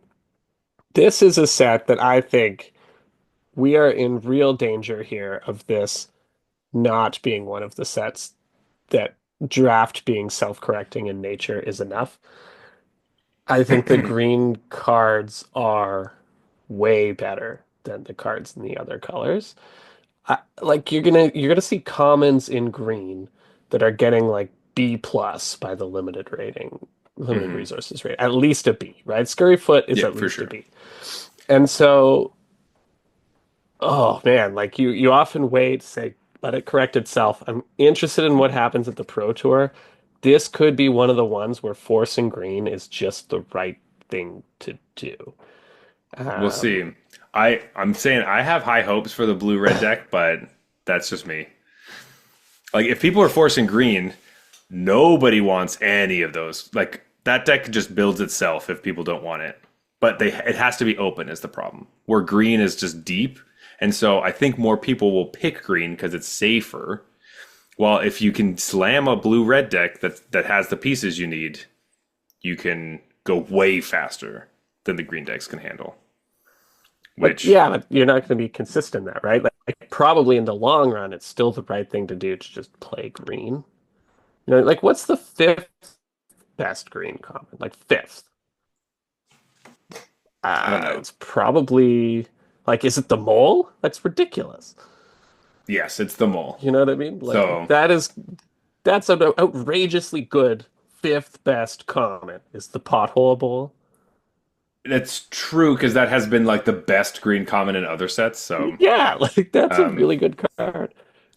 I don't know that you look at the other colors and you're like, geez, what are the good white commons? Like mhm. that. If this feels like one where, or maybe it's migrating Ketradon. Like that's a really good fucking card. That's a card that's been the best common in the past. Is that in the top five for green? I Maybe. almost picked that card, Um, but I was you know like, what? I think probably it's a not. totally reasonable pick for Well, best I green got burned common. from the last I ones know that you we did it did. last time, yeah. But this one's the real deal because it has cycling. But Yeah. anyways, like it's just I don't know. Green is just miles better than the other colors. And just looking at the common list without playing any games, that's the thing that struck me as well. So I don't know what happened in development here, if things got changed at the last minute or what. But so far, my assessment is like it was really obvious that green was going to be the best color. And playing the games, like that's just true Yeah. by a I mean, like, landslide. I do wonder if they do this purposely in certain things where, like, this is the new greens. This is the new set of the new year. They know that this set is going to last longer in standard than other ones, whether they're actually going to affect standard or not. But they had the mentality of green needs to be juiced a bit because green is not existent. And so I think it was just an overall cloud of green needs help. And it just Right. washed, it kind of trickled down into the commons and uncommons. Also, Foundations green was like the worst color, right? So I Right. don't know if they do that on purpose. Do you know what I mean? Where they're like, this color's not going to be very good, then it's going to be really good. And then we try to move things around so everybody gets a little piece, you know? I don't know if that's a thing that they purposely do, where they're like, let's pull back on white a bit. Let's make white a little bit worse because it was good in this set. So, Yeah. like, I don't know. I don't know. It feels like they can't have missed it. The green cards are just way better than all the other colors But in this set. there's so much shit going on over there, man. Like, And I stuff don't know. changes after they've done their It's limited play true. testing and stuff, Hmm. right? So, and random things change where they're like, oh, this will be fine. They're not making the egregious changes they used to, but I think they've learned Yeah. some lessons. But it will happen every once in a while. But yeah. But I should Anyway, say I'm still having fun personally. yeah. I know that's like comes across as a total negative, and I think kind of in the grand scheme, if you're looking for format longevity, it Hmm. can definitely hurt. But maybe I'm wrong, and the self-correcting nature of draft will show up here, like you're saying, where some of these other decks that are strong but less like like Rakdos and Is It, those are the heroes we Hmm. need right now. Um, I think can it's end up being like the right thing to be doing when everyone else is fighting over green cards. It just seems like I don't even know if there are any bad green commons. Like you can have three green drafters at the table, I think. Like what's the worst green common? totally. Like Dan, don't get mad at me for this, but is it bestow greatness? Like, you No, know. it's probably like Silken Strength or something like that. Oh yeah, Silken Um, Strength fucking sucks. But yeah, it's probably that card. Um, then you see card like Venom Sack Lagak is like, I don't know, super mid-pack green common. It would be one of the better commons for a different color. yeah, Beast Rider Vanguard. That's a Lacrian Jaguar. That card's not very good. Um, Is it it's fine though. It's fine. It's it's just fine, like but it's not what you want to do. Like I'd much like I think that card's yeah, I don't want to play it, but I have and it's been serviceable. If that's your worst yes. common, that's ridiculous. I guess okay, you're right. I do see that. Like, would I rather play a Lacrian Jaguar or like the white mount that's like four Like mana half the instead? white commons. The what is it? Brightfield Vanguard or whatever the hell. Mustang. Brightfield Mustang. Right. Oh The yeah. 4 mana 3/3 that gets a counter when it attacks when you settle it, like that card's not good. And So I played that with the rare that whenever a oh, you put an mount extra gets a counter? counter, it gets an extra one, Hmm. and it was still bad. Yeah. I literally played it in a deck because I had Caradora. I never got them Yeah. together, but I was I like, oh, did, this and it could just was be. underwhelming. It was like it was not worth putting this in my deck for Yeah. this. Turns out 4 mana 3/3 is just not good. Even if I they thought you get were going to say the counters sometimes. Brightfield Glider, which I also think sucks.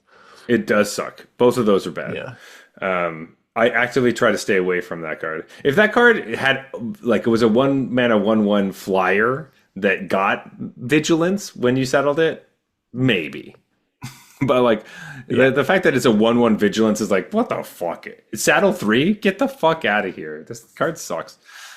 Yeah, I just try to stay away from white in general, although I will say white has pretty good uncommons. And Yeah. we were speaking of like the And pocket rares. combos. I think Azorius Hmm. is terrible, but it does have the huge vehicle that goes to get the detention chariot. I've seen that happen more times than I can count. That's like another little pocket combo that exists in Of this format. rares and yeah. Anytime anyone searches a vehicle, I'm like, it's detention chariot for sure. That's what Yeah. I'm about to run Deal into. with. There's so many vehicles that do shit like that. Anyway, Jeff, we should move on with the episode. I'm glad we talked about draft. We get to talk a little bit more about it next week, but we're going to be talking about what the Yeah, pros did with that, and well, we'll be talking about the find out standard how decks. wrong we are. Oh, we're so right, Watch Jeff. We're so tune right. into the pro tour, and they're just like, well, green is obviously the worst color, and I was like, what the fuck? Um, but Jeff, let's switch our focus over to standard for a bit. We are talking about worth a slots. This is a segment we have had for a very long time. We do this with every new new set. And well, Jeff, can you just explain what worth a slots are and how we rate them and what our scale is and all that fun jazzy jazz stuff? yes, worth a slot is where we attempt to tell you what cards are worth using wild cards on, because wild cards are the true currency of MTG Arena, the most important one. And so you don't want to spend them unless you are sure. So here are some cards that uh, we think are definitely, maybe, and probably not worth your wild cards. And we like to use basketball metaphor to Yeah, tee that's that right. up for you, as it were. So we Tee have a that up. layup. We have a layup That's what is alley-oop for you or something? I don't know. But we Yeah. we have our layup, which is for sure this card's going to be good. You should not feel bad about spending wild cards on it. We have a hmm three-pointer, which is like if you like this card, I don't think you could feel okay crafting it. It might get there, it might not. Half court is like it's just kind of cards we like, but are almost certainly not worth Yeah. actually crafting. And then we like to do a little overrated, Yeah. underrated. Like what are we seeing in the community that doesn't line up with what we actually think? hmm Um, Also, sometimes the half court shots are things that we hope that that And card will get sometimes they there. go in, you know. Sometimes half Yeah, court shots go in. turns out Jeff is pretty good at well, a lot of these. So Jeff, Well, with that, let's I just like let's order my layup three pointer in half court and then I invert it, and so gotcha. Of course, of yeah. course. Jeff, do you want to start us off? Because I feel like you didn't start the. I can't remember the order, but how about you start us off? Wow. Once upon a time, we used a toonie for this, We used to, but but that is, I actually still have that tuning, but it is packed away in my old microphone case, actually, oh, wherever that is. But that's why I don't have it handy. okay. So I actually my layup and my three pointer. So the card that I'm going to use as my three pointer was going to be my layup originally, but I decided that that's maybe disingenuous because it's very specific. Okay. So my layup is for me, it's just when I read through the cards of the set, this is the one that jumps out to me as being like WTF. And so I got to throw Hazaret down here. That's a great one. The reason this might not be like a layup, and I was actually hmm considering it, is that red just has so many options It's so that it deep, yeah. is possible this just doesn't end up being the right way to build it. But I thought about that a little more and I looked at red. I was just like mono red's just, I think, if not the best deck in standard, it's one of the best decks in standard. And Hazaret is just such a raw, like power level card that is not that hard to turn on. You just need anything suitable to start your engines reliably, which in mono red you can even play the land if you care that much hmm about it. I'm gonna say this is too extreme. You know what? Fuck it. Hazaret's gonna win the Pro Tour. Oh, that's Yeah, crazy. yeah. Okay. All right. I like to hear that. I like that gusto because Hazaret was definitely on my short list. I ended up going a different direction. And when I say a different direction, I mean like a just a small little hop over because I don't I'm know if you're being very sarcastic, if it's like no no another no cheap no red card, or if it's like a Azorius six drop. no. It's a cheap red card. I took Oh, Burnout oh wait, Bastronaut. is this Thunderhead Gunner? No, no, this is not Thunder Gunner. Burnout Bastronaut is the one mana card that goes right into Hazaret, um, Oh, which of course. Yeah. also starts your engines, has It menace, has Menace. Yeah, it's a good and card.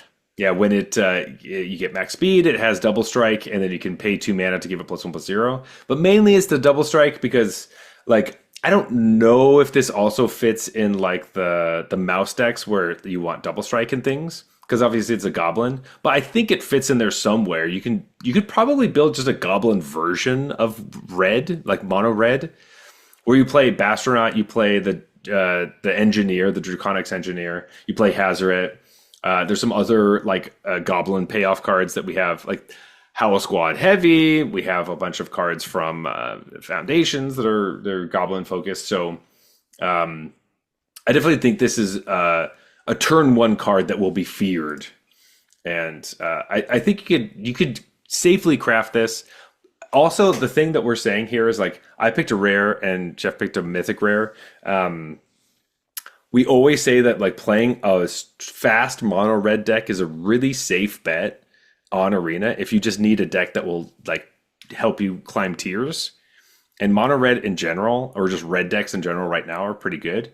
So feel safe crafting these cards. That's the purpose of And this. and it's a good pick in a metagame that is unsolved, which is another part Yes. of my Pro Tour called shot here. Um, yeah, mono red is I want to say as good as it's ever been. That's maybe not true. Probably the original Hazaret. Yeah, Like when that deck was that deck. fucking good. It could grind Yeah, and oh, it was also so kill you good. by turn three. It was just like, what Uh, is this deck? But Mono Red is, I think, for sure tier one. Maybe the best deck in mhm, standard. And there's like three or four different ways you can build it. I think exactly. recently the mouse thing has been the thing that people do. Hmm. I'm not a mono red expert, so I don't know if that's the right choice or just like what ended up happening. But Yeah, like, I would think the it. pro players agree that the mice are the best? I don't know, but it's sort of like the easiest, I think. I think there's real chance for the Hazaret Bastronaut package to disrupt the Mhm, mice package as being the best yeah, way to and build mono red. yeah, I had felt the same way. I've played a lot of that deck, like the Gruul Prowess or like mono red types of things. Obviously, I'm not like deep in standard all the time, but when I dive into it, that's usually what I want to do. And I will say that like classic burn lists that don't use pump spells are a little bit scarier sometimes. Like, yes, the mouse deck can hit you hard and just like kill you out of nowhere on like turn 3 or 4. But when you don't have the nut draw, sometimes you just have like monsters rage your hand and you can never keep a creature on the battlefield and stuff like that. And like Yeah, that does happen a lot where your opponents are just like, all the removal, I know how to kill you. If you don't have a creature, you don't have any burn spells. So if you play a little bit more of a game of, if you can play a classic mono red, like red deck Rins, where you have burn spells and some of these one drops just have like, literally pump abilities. You're not even playing Monstrous Rage. I mean, you probably want to anyway, but I just mean like you're not playing all the other ones to try to target your shit or whatever. It might work out. I'm not sure. I don't know, but we'll see. and when I play against the mouse deck, a lot of the time it's like once I stabilize into the later game, I'm not that worried. Like, Worried. yeah, some of Yeah. their cards have haste, but I stock up on removal spells. Hmm. You It's never fine. tap We can out. Yeah. handle them. Yeah. When they have Hazoret, that changes the story though, because it has indestructible. They have a Hmm. 5/3 indestructible haste just sitting in their deck. Like Yeah. that's real reach. And it's very similar to what original Hazoret did for the deck, which is Hmm. like they can kill you in the late game too. You're never ever safe. Yeah. And that's why I think it might usurp the mouse package a little bit. The only Hmm. question is like, is one good start your engines one drop enough? And I think probably not. That's why I'm saying you Hmm. probably ditch green and play the fucking land, the colorless land that starts your engines. Muraganda Um, Raceway, or is that the one you're talking about? isn't that it? That's the rare one. Yeah. Or would you rather have Amonkhet Raceway gives haste, and then Avishkar? I don't think you're playing that ever. But Muraganda like turns like taps for double mana Oh, I would. I think I would play Amonkhet Raceway to give probably. haste. Yeah, the weird like tapping for extra mana in the late game, I don't think is what this deck is necessarily Cares interested about, yeah. in. Whereas Well, giving that's certain things haste could, although probably your whole deck has haste for the most part, so maybe. for the most part, except for your Bastronaut, which is the only downside. Oh, and Um, it'll have double strike and pump. And mhm. okay, all right. But I'm also, starting to get more and let's more see. convinced. This feels a Yeah. lot like the last Hazoret red deck, where Hmm. it's just like they'll kill you early, they'll kill you late, and they'll play reasonable card, like high power cards the whole Hmm. way through. Yeah. And Yeah, that is one of the things. So the Hazoret, specifically the reach of the old one, was that you could discard cards to deal damage to their face. yeah. And you had Chefet Dooms or whatever. Or what was it? Chefet whatever the wait, was it Chefet? Whatever the No, black desert was, or whatever the red the desert red one. was. That Yeah, um and you would deal damage. I guess Chefet's the white version. Whatever. yeah. You can deal damage to them. Oh, I can picture the card perfectly, but I the name know. is escaping me right Anyway, now. that is how you had reach, is that you could just turn any card into a shock. Where this one, you can give your creatures unblockable. And then you're able to get in that way, which would be helpful for different things. It gets harder with I don't know, it doesn't flex very well with your mice. They get too big, but also they can be blocked. But when they die, they kill your opponent. So maybe that's better. Or your Screaming Nemesis, maybe that's what you want. Or that doesn't work with Hazoret necessarily. I'm not super sure, but red something sounds good. And I think these are nice spaghettis on the wall, being like, these are good red cards. I think they'll make it. Yeah. Um, And I think when you give decks like that to pros that are good early, good late, good things to do all the way through, like mhm. they find a way to deal that 20 damage. The card is Ramanap Ruins, by the way. Ramunap Ruins, right? Um, So yeah, I Chef don't at know. Dune's not even close. Got it. No, that was a totally different one. But yeah, I don't know. Hazoret plus Bastronaut package is looking appealing to me. I'm not even a mono red player. I also just want to say that when we do these, we are specifically talking about like this is worth a slot in your standard deck, personally, Yeah. yours. Yes, if we get on the Pro Tour, when we get on the Pro Tour, sorry, Yeah, when yeah. if our Just card once is we in the get on Pro the Tour Pro deck, Tour, yeah. if our card gets in a Pro Tour deck, that feels really great, and obviously that feels very important right now because the Pro Tour is this weekend. But we're saying this so that you can be like, hey, if I build a deck that has this card and this card, that's already a good start, right? Yeah, I'm not gonna feel bad. You can win tons of games playing these cards. Like totally. you're not playing against the pros. Like these cards are gonna be strong and you won't feel bad. You're not building a brew that's like, oh, I hope that this other card works out. Maybe Monument to Endurance is gonna pull together a whole thing. It's things like that, Right. Or it's like, hey, take Yeah, those it's a good wild call cards. out. Take those wild cards, put them into this like red one drop that's really aggressive. Build this red deck that's just going to kill people, and then you can start brewing other stuff. That's mostly what we're trying to do here. Or, just keep playing mono red if that's your Yeah, jam. or just Monored's awesome. All right, Jeff, 3 pointers. I'm up. We're snake drafting like we always do. This is a card I hope makes it, and I hope this archetype makes it. There was an uncommon I was looking at that I do really like, but this one edged it out just in the sense that because it's 2 mana, I like it a little bit more with the package that I'm hoping that will come together. You'll have to tell me because I don't play this deck very much, but you'll have to tell me if you like this. I picked Zahur Glory's Past, which is Love white this black card. for a 3/2 legendary creature, zombie cat warrior. It has start your engines. Wait, all of our cards are start your engines. Amazing. We love start your engines. We do, just not in draft, maybe. Yeah. It has an activated ability. You can It's sacrifice a another great creature. mechanic. You get to Just didn't- surveil one, and you can right. activate that once a turn. Yes, it is a great mechanic. And then at max speed, whenever a non-token creature you control dies, create a tapped 2/2 black zombie creature token. That's what I'm talking about for payoffs. That's what I'm talking about. Holy shit, that's a good ability that they turn on. Yes, give me cardboard. I want cardboard, buddy. And also the And it fact doesn't that say once per turn or some bullshit that they usually staple to this. no, It just happens. yeah, the sacrifice ability is once per turn, but the token ability isn't. But you can I use know. other sacrifice abilities to do this. But the reason that I'm really excited about this card is mainly because it's 2 mana. And it's not just because I want to start my engines on turn 2. That's not it. It's In constructed, I'm going to because do it on 1 if you can. or your land or whatever. Which, to be fair, this card would be terrible if you did it on your land because you can't play this on turn 2. But the reason I like this as a 2-drop is because there are different ways to bring back a lot of 2 mana value cards from your graveyard to the battlefield in white.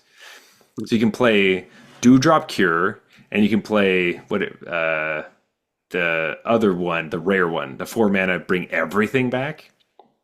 Right.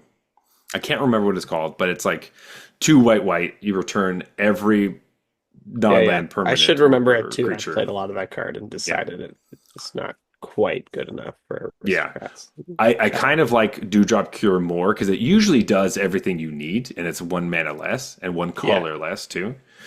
But being able to like just pick up your because most aristocrat decks, as I'm trying to build budget versions of them, obviously this isn't budget, but whatever. You bring the cards back, you get like a couple of your Blood Artist triggers or whatever, and then some sort of sack outlet, or a Blood Artist, a sack outlet, and a token generator, and you're just like, I just top decked a card that helped me regain my entire board. That's amazing. That's so Yeah. helpful. So the fact that this is 2 mana makes it really great and makes more tokens. It also sacrifices, so it hits both of those categories. Also, started like getting to max speed in this type of strategy where you're pinging your opponent. Obviously, this isn't the card that does it, but other cards do that. Goes into that deck. Super great. I just don't know if that archetype is going to make it, but you will see me trying to play this deck, and I hope that Jeff gives me a better version of whatever. I'm going to build the deck. Jeff's going to show me his deck, and I'm going to be like, "Wow, that one's so much better," and I'm going to take his deck, and I'm going to play that. That's basically what's going to happen. But I hope that this is part of it, and I would really like this card to make it. If there's like a white black deck that is aristocracy, like they're pushing stuff, so I Yeah, want they're it to be a finally thing. giving us stuff. They gave us Blood Artist. They Hmm. gave us now a card like this. They gave us so this existence of this card is why I'm high on the robot Hmm. in standard that starts your engines on one. Yeah, Like I don't care that it turns into a 2/1 later, but it's a perfect aristocrats one drop yeah. that That turns starts your into engines. it starts your engines and always turns into another robot, which Exactly. is more important. Yeah, like just the you would play a 1/1 that dies into a 1/1 in aristocrats decks, Yeah, even if they had no other abilities. we Now we played the have a lot toxic of one. options Yeah. right now, actually. The Hmm. toxic one. There's also the one that makes a flyer, actually. Done with the black one. Yeah, the black Yeah, one yeah, makes the a black one. flyer when it dies. Hmm. And then there's one that makes a mercenary, which is also a Oh, I non-trivial forgot target. about the Like mercenary one there's a lot of them right now. And so you're kind of have a lot of options. The only thing I hate is the good ones are black, like the one that makes a and white. flyer and the one that makes a Hmm. mercenary, and then this one is white. This is so funny because I was literally thinking about you because Jeff's biggest pet peeve is decks that have one drops of the same, or sorry, of different colors because he Yeah. wants them all to be the same color, especially in a world where our Verge taps Yes. for white, right? Yeah. So you want to have white one drops because the Verge Yes. land we have for this deck taps for white first. Is that correct? Yeah, it taps for white. No, it taps for black. Oh my gosh, I'm The black lying to white one you. taps for black, which is why I don't like the one drop that is Yes. here. I think Yeah. I literally had that epiphany earlier and Yeah. flipped it in my mind Right, as right. I've been drinking beer. But yes. But it's the start your engines is perfect because this card is perfect for the deck. Hmm. So it's like, and I like to be clear, I like that they did that where it's not just like, oh, everything lines up and you should definitely just Play do the this. white. It's like, Hmm. oh, do you mess with your mana to play the better one drop, Hmm. or do you just go with the like better mana? Because you definitely want to play her. I think this is a Hmm. perfect pick. I think Aristocrats actually has a lot going for it and could be It does. strong, but it's just naturally one of those decks where you need to draw the right collection of cards to do anything, and those decks are sort of a thing of the past in Hmm. Magic. Like Yeah. the best decks are just things that every card is Raw good, power. Just raw power. Yeah. Um, especially standard. I am now remembering why I had this whole weird epiphany with this Verge because I originally had made it for white cards, not playing this because I was trying to play a budget version. Then added Right. this card, realized that that was a problem, and was realizing the best one drop in black for this is a rare. And I was like, well, that's not budget anymore. It just becomes I super not see. I budget, and I was see. getting frustrating. Yeah. But anyway, sorry, Jeff. Give us your 3 pointer. Okay, so I can give you a hint that my three pointer is the same color profile as yours. Oh, it. I think I know what it And is. it is a card I have talked about before on the Hmm. show, actually. And so the card that I have selected is Ketramos, the New Dawn. This is All one white black right. for a 4/4 menace lifelink indestructible. Can't attack or block unless there are seven or more cards in exile. Whenever one or more cards put in exile from graveyards and or the battlefield during your turn, you draw a card and you lose 1 life. The first thing I'll say about this card is it's way stronger than it looks in older formats. So Yes. when your ability to exile cards from your graveyard is like I've seen people complaining about this in modern, and you're just pairing it with like the dumbest stuff Treasure Cruise? Like, I don't know. Treasure Cruise is okay. Yeah, but like you really want stuff that also exiles just one card at a time, so you can draw Oh, kind of sure, sure, at sure. Right, right, right. whim, right? And like this card, the draw is that it draws you cards. So like treasure, do you Mhm. need Treasure Cruise at that point, kind of thing? But Treasure Right, right, Cruise right. does turn it on into the 4/4 minus life, like That's it's what I was understandable. thinking, but yeah, yeah, yeah. Yeah. But like Relic of Progenitus, like that kind of stuff that just Right. like exiles one card at a time. You Yeah. always draw. Could you Um, play Deathrite Shaman? yeah, if Deathrite Shaman is legal, then Is happy to do Oh, that right. kind of It's thing. not legal in modern. Sorry, I was thinking about Timeless. Yeah. And Timeless, yeah.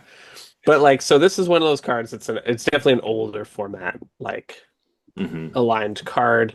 Um, I've seen it with Psychic Frog being a big deal Oh, because jeez. Psychic Frog discards stuff and then And exiles then three exiles it from your things. graveyard. Oh, And so God. the Psychic Frog really fucks with this thing. Hmm. Um, and so that's all pretty sweet, and it gives more fuel for the site. Like it's uh, I'm pretty high on Esper Frog in any format where that's a thing. I Hmm. don't feel comfortable building that deck for like the historic Historic. tournament this weekend, but that feels like just splurging wild cards on a total guess. But I'm tempted because It seems I really don't have the fun. frogs right now, right? So, Oh, sure, sure, um, sure. but here's why I'm gonna choose this because we usually like to talk about standard. And this is Hmm. along the lines of what you said with Treasure Cruise about exiling stuff all at once. But Okay. the card I'm going to throw at you that I think might be a homie of Ketramos, Abhorrent Oculus. Sure. Yeah. So the Oculus requires that you exile 6 cards from your graveyard in order to Hmm. cast it. And this card asks for 7. And so the Oculus gets you pretty much the whole way there. You just need anything else that exiles with that's like a ghost vacuum kind of thing or Hmm. whatever. But I think like the whole shenanigans of like big powerful creatures for cheap that can be like this can be reanimated, right? With like return a creature of CMC 3 or less. It won't Hmm. be a creature unless you've exiled enough things. But like I in my mind there's like a an Esper Oculus Oculus list version. out there that plays this for like card draw and Yeah. as instead of maybe the gin or something like goes a little more grindy, a little more I can play a long game and it's harder Yeah. to hate out because hate is against graveyard decks is often exile based Exile. Yes. and this is That like the answer to that. that is exactly what I was thinking. How fun would it be if you're playing Esper Oculus? Let's say game one, Ketramos in your sideboard. Game two, Ketramos in your main deck. They bring in all their ghost vacuums and shit, and Right. then you're just like, "Oh, I'm gonna You dump my just stuff in slam the it. graveyard, up, slam Like this," and exile it. I dare you. I would love they're that. like, I would they're like, draw a "Oh my card. god!" So like, if I don't exile your Oculus, then it's coming on the battlefield. But if I do, you just draw a card, and then this gets closer to attacking me. That sounds hilarious and amazing. Yeah. And I like that idea. That sounds so fun. That mind game sounds like a blast. Yes. Right? Yes. Like, making your opponent have to, like, forcing them to be like, you either deal with my graveyard and I draw cards and this gets stronger, or I just kill you with my normal plan. What would you want to do? Your Right? sideboard plan is to exile. Guess what? And you just bake in your black lands to your deck.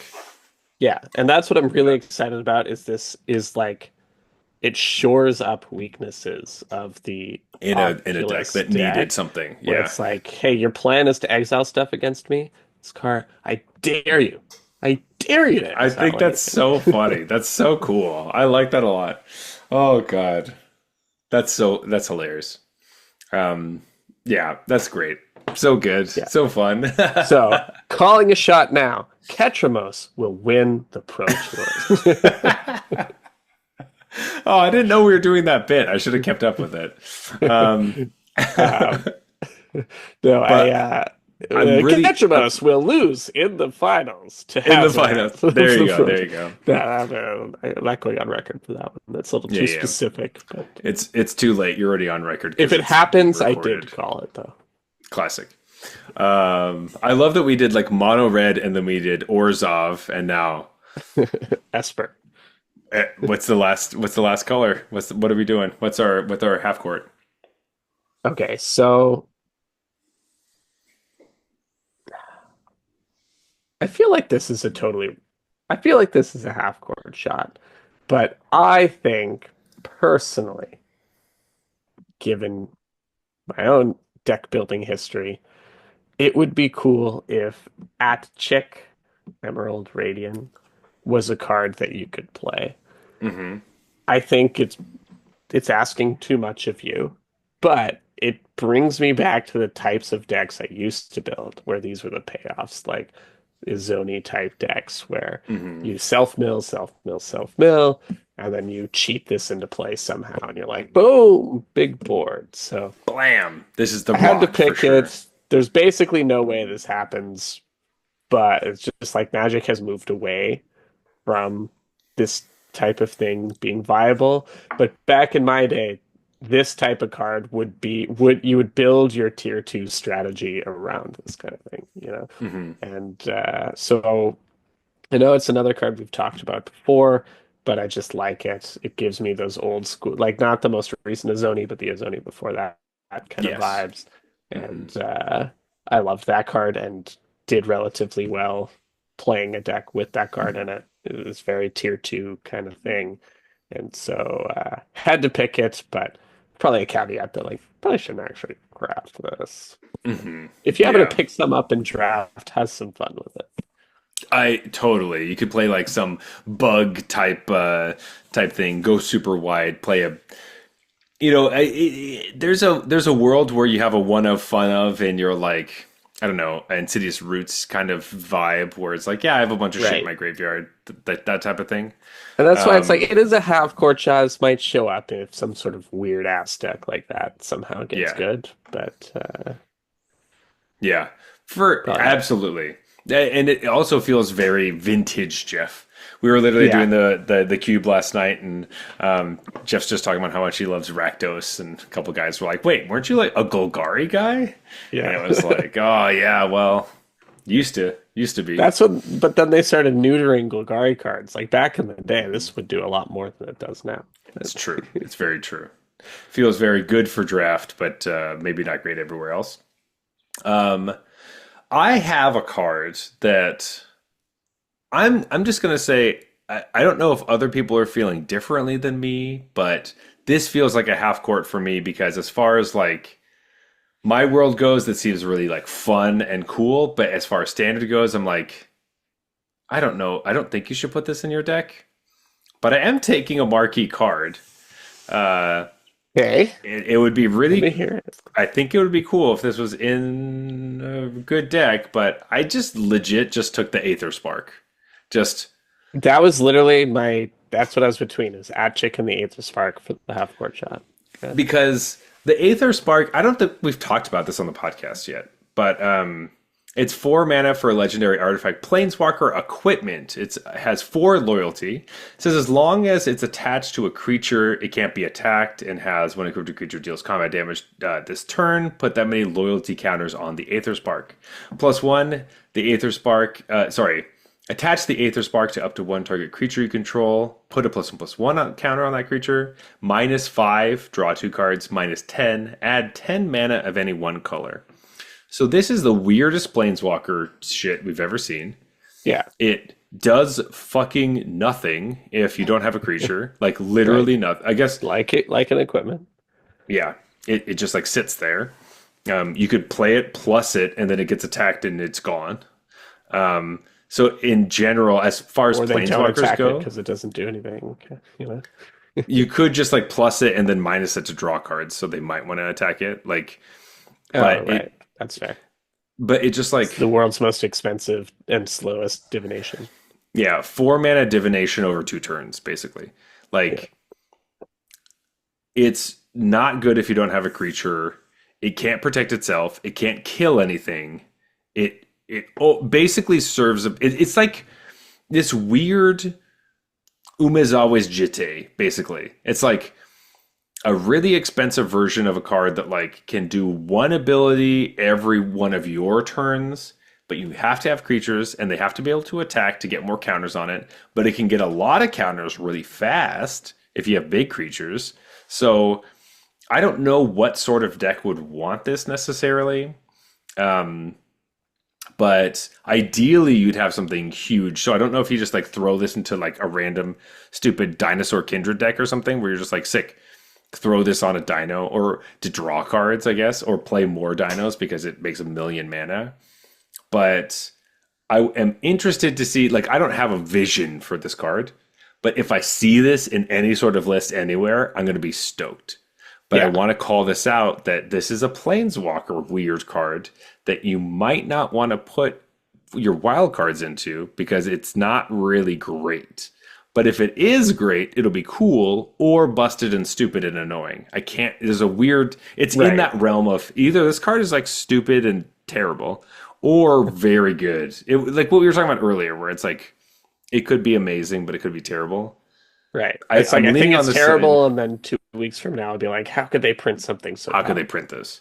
Um, but this is a weird pushing the boundaries kind of thing as far as like what can planeswalkers be, and I guess it's this.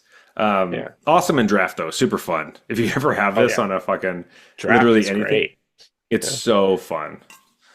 I A I blast. think like the the card is powerful. Like what it Hmm. does is powerful. The problem is that it's like it wants you to have cheap creatures, so it wants you to be an aggressive deck. But then it Hmm. also ramps you for 10 mana as the big payoff, or like draws you Just a draws you bunch of cards. cards like relatively But like, slowly. does it want cheap creatures though?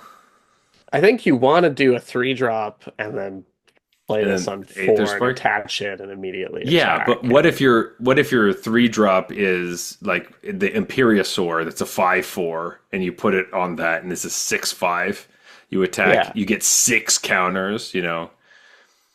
Like that right. But seems then like the like strength of the it. fact that when you attach it, it gets a counter makes me feel like I want like to get on the board and then build my creatures up. And so the abilities, it feels like all 3 abilities go in different decks, right? Like Oh, one, sure. Okay. and I that's get kind of you. what I'm saying. It's like I don't know where this lands. I think if this is going to be successful, where it lands is in a deck that gets on the board early, uses this, and then uses this to draw cards to like Hmm. refuel. And But then that's it's all kind you of want. expensive for decks like that, right? So Hmm. I agree with you. This is there's a lot of power going on here. I just don't think Hmm. it's obvious where that goes. Super not obvious. Absolutely. And I also agree that if somebody figures it out, I'm just gonna hate this card. It's gonna be like Yes. fuck this card. Because it's probably going to be dumb. But like Yeah, it's going to be. I think the most power is in big dumb creatures, yeah, and I'm that's just fair. I'm just saying dinosaur, but it could be whatever. I think it's small, dumb creatures, but Okay, we'll find gibberick, out. the gibberick Yeah, omnivore, sure. yeah, that's exactly it. That's the constructed deck I'm thinking about. Yeah. Vanilla Um, creatures that Aether Spark draws you cards. Perfect. I love this new like design philosophy too. That's just like take two card types and smash them Special. together. All Planeswalker right. equipment. Like, what's next? A fucking I saga creature or some shit? Like, what are that they gonna come up with next? I know you're saying that as a joke, but obviously that's a real thing that happened. Don't pretend you just made that up, Jeff. What we That's what I would do next if I was the for sure. Yeah, yeah, protagonist. yeah. Gosh, you could have easily like fed me into what's next, like a vehicle equipment, and I could have talked about rover blades, but no, no, no, Nah. no. You got to pretend like you made up saga creatures. Um, they sacrifice themselves, Jeff. It's fine. I will say, as I brought up rover blades on purpose, because I did have an opponent who played the Pyrewood Gear Hulk, Ah, yeah. almost had lethal because they forgot to crew the rover blades with the Gear Oh Hulk my God. because they forgot it was a vehicle. They were Yeah. only think of it as an As an equipment. equipment, yeah. Yeah. And they said, oops. And then post combat, as I'm at one life, crewed Yeah. the It'd be rover like, blades to yeah, show just to me show you that they that they realized. figured it out. Yeah. So I felt really bad for them because I was like, damn, that And then you sucks. kill them on the next turn with no I did remorse. with some Gear Hulks. Sorry, the Gear Oh Seeker my God, Serpents. multiple No, gear no, hooks. no, no, no. Gear Seeker Serpents. They're unblockable. That was the thing. Your Gear Seeker Serpent is that card that I will never play myself, but I will lose to a lot. And Ooh, I that's just the card for this format. I was extremely low on it, and then they just immediately flipped. Where I was like, I've literally lost to it in decks that weren't even artifact decks. It was just like the game went long Yeah, enough yeah. that an unblockable 5/6 was good enough, and I was like, okay, fuck, all right, I guess I just have to take this card now. Yeah. Um, I'm not all there yet. right, I'm still just going to lose to it and be like, I can't believe I lost to such shitty cards every time. just if when you're drafting Simic, just throw one in your deck. That's all you need. Um, anyway, you can get them fairly easy, also. All right, we're moving on to overrated, underrated cards. And I like to take this time to talk about whatever I fucking want. That's what Yeah, that's what this has kind of become. yeah. So overrated cards. This is probably old news, but I'm saying this anyway. For all of you who don't remember or are listening to us for the first time and you made it all the way this far, congratulations, by the way. Thank you. And thank you. Appreciate it. Um, Overrated cards on all arena everythings, I would say. Radiant Lotus is not a card you should be playing. Radiant Lotus is 6 mana for an artifact. It's at mythic rare. Okay, expensive wild card. You sacrifice one or more artifacts, you choose a color. Target player adds 3 mana of that chosen color to their for each artifact sacrificed this way. Maybe Brawl, I guess, if you want to make one copy, sure. But this is a commander card, all right? You can't play that format on Arena. Don't draft this card.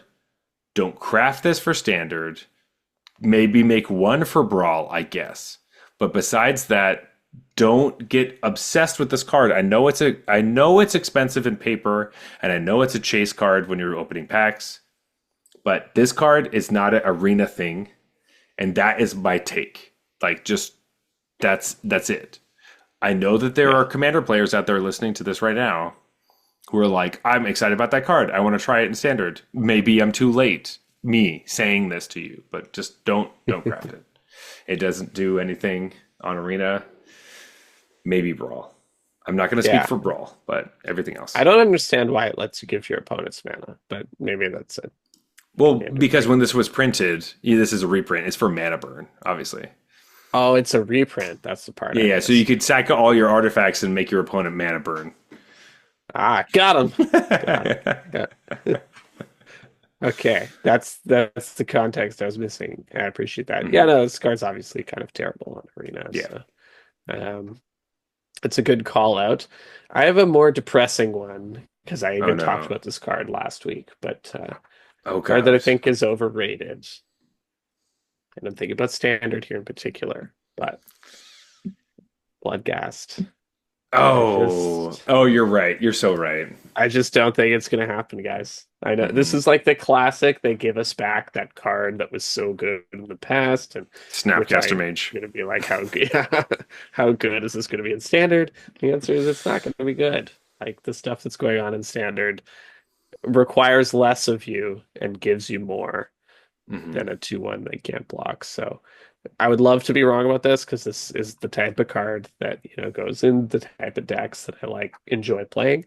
Hmm. But I think Wizards has started to like be explicit about this when they give us back these cards. It's like it's because it's They not good know. anymore. Yeah. They know. Yeah. So I want to be hopeful about Bloodgast, and I see people talking about Bloodgast like they're going on that nostalgia. Um, you know, they want a lot of people want this to be good, and I hate to be that guy, but I think this card is gonna do nothing.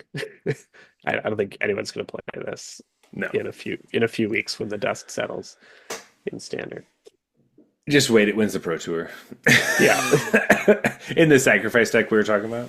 But Defeats no, Hazaret at the last moment for sure. because these Yeah. come back and Whatever. yeah. Yeah, because I they can still love play a love the land, get card. three of them. Yeah. Yeah. And that's what makes it good, right? Like the Hmm. fact that you can get two, three, Multiple. four Yeah. You is swing what for has eight, always made it maybe. decent, but Hmm. like it doesn't it just doesn't seem like it's enough in today's game. Yeah. Probably not. Probably doesn't get there. Is there a card, Jeff, that does get there that you think other people are sleeping on? Yeah, and I feel like a bit of a broken record here because this is a card I did talk about last week as well, but I That's still fine. think it's the right choice for underrated. So I got to go with Afterburner Expert, man. That I card's fucking dope. think I this love that card card. is really good, and I'm not Hmm. seeing anyone build decks around it. Not seeing anyone talk about its potential and standard. It's kind of, I think, gotten this like stamp as like a pretty good limited card. It's not the Hmm. best green card in the set or anything like that. It's just like a good limited card. And that's that. And I'm like, I think this is closer to like what you want your Bloodgasts to be than Hmm. Bloodgast is itself. So everyone's talking about building Bloodgast decks, and no one's mentioning Afterburner Expert. And I'm like, if Bloodgast is good at all, it's gonna be because Afterburner Expert is there too. So you just bring back Hmm. like, you know, eight things in a single turn. Yeah. Sounds Oh, decent. you're together, you're saying? Like So if like you're playing Turbo Mill, Bloodgast, I think this card's there as well because you're doing the whole like mm, mill bring back from the mill graveyard. yourself. I mean, Bloodgas doesn't cost mana to do it, to bring it back, but also, And you protect yourself with well, then Ketramos from you get to hate. play. You Play get to play. Abzan. Abzan, and you also get to play Scurryfoot. So that's always Oh a yeah, I'm plus. jamming. I might. Oh, man, that card's been so good in draft. I might Eh, just. I Maybe might just just try play it out. Unconstructed. Yeah. Who knows? I mean, like honestly, Elvish Refueler is close. It is Mhm. 3 mana, but you do get to just do it forever. So, Yeah. as far as like, I mean, that could be a limited thing where Elvish Refueler and Scurryfoot is just like every turn 4 mana, make a 3/3, make a 3/3, make a 3/3, just into eternity. So it's just like that's a kill on sight card for me. Obviously in standard, not Yeah. nearly the same, but Right. Four um, mana for a 3/3 every turn in standard is not scaring no, anyone. no. I wasn't thinking of those together, but bringing Yeah, back the yeah. Afterburner Expert forever does sound nice. Yeah, I'm Um, still on the draconic guy for that to give him haste and only cost 1 mana. that makes a lot more sense. Yeah, so it's all 4 colors but blue. Yeah. Okay, Yeah, it could be. Or it's probably just Jund, Jund. realistically. Yeah, gotcha. Gotcha, And then gotcha, you're gotcha. attacking with a bunch of or maybe hey, actually, maybe it's not no, it's good. No, it's gotta be 4 color. It's gotta be no Yeah. non-blue if you want Ketramos in there. Okay. Or it's Naya. You put Bloodgast in there, but never have any black lands, just discard outlets. Yeah. But you still can't cast Ketramos, right? So, Oh, right, because you need black mana. So then you just don't play yeah. Ketramos. Ah, that's a bummer. Yeah, it's probably just Jund. Probably just Gent. Um, nice. I like that. I like that a lot. That's fun. Um, Coming into my underrated card, I think you could obviously tell what it was because I made a huge fucking stink about it earlier. Um, The but Shark. yeah, Thunderhead Gunner. This card is. I'm talking about limited. I'm talking about limited, obviously. Um, but Man, this card, Thunderhead Gunner, is 4 and a red for a 4/5 Shark Pirate with reach. You can discard a card to draw a card, only activate as a sorcery, and only once per turn. Sure. But the fact that this is the fucking biggest butted, blocky dude in red, and it goes into any deck. You see the word discard on this, you're like, oh, it's a card for sure. No. Every deck wants to get rid of their stupid lands in their hand and draw new Yeah, cards. This card says draw 2 cards a turn, basically. It's like if you yeah. drew a land, you draw another card instead. That's what this says. And it just synergizes in the blue red decks. It blocks for days. It's so big. And right now on 17 lands, this is the fucking number one red common. This is the card. What? I was gonna Yeah. say I wouldn't be surprised if this was the second best common after Lightning Strike. No, this The is best? above That's Lightning insane. Strike. Yeah. This is the best one. And the reason it was on my map is because I started seeing this card on the battlefield.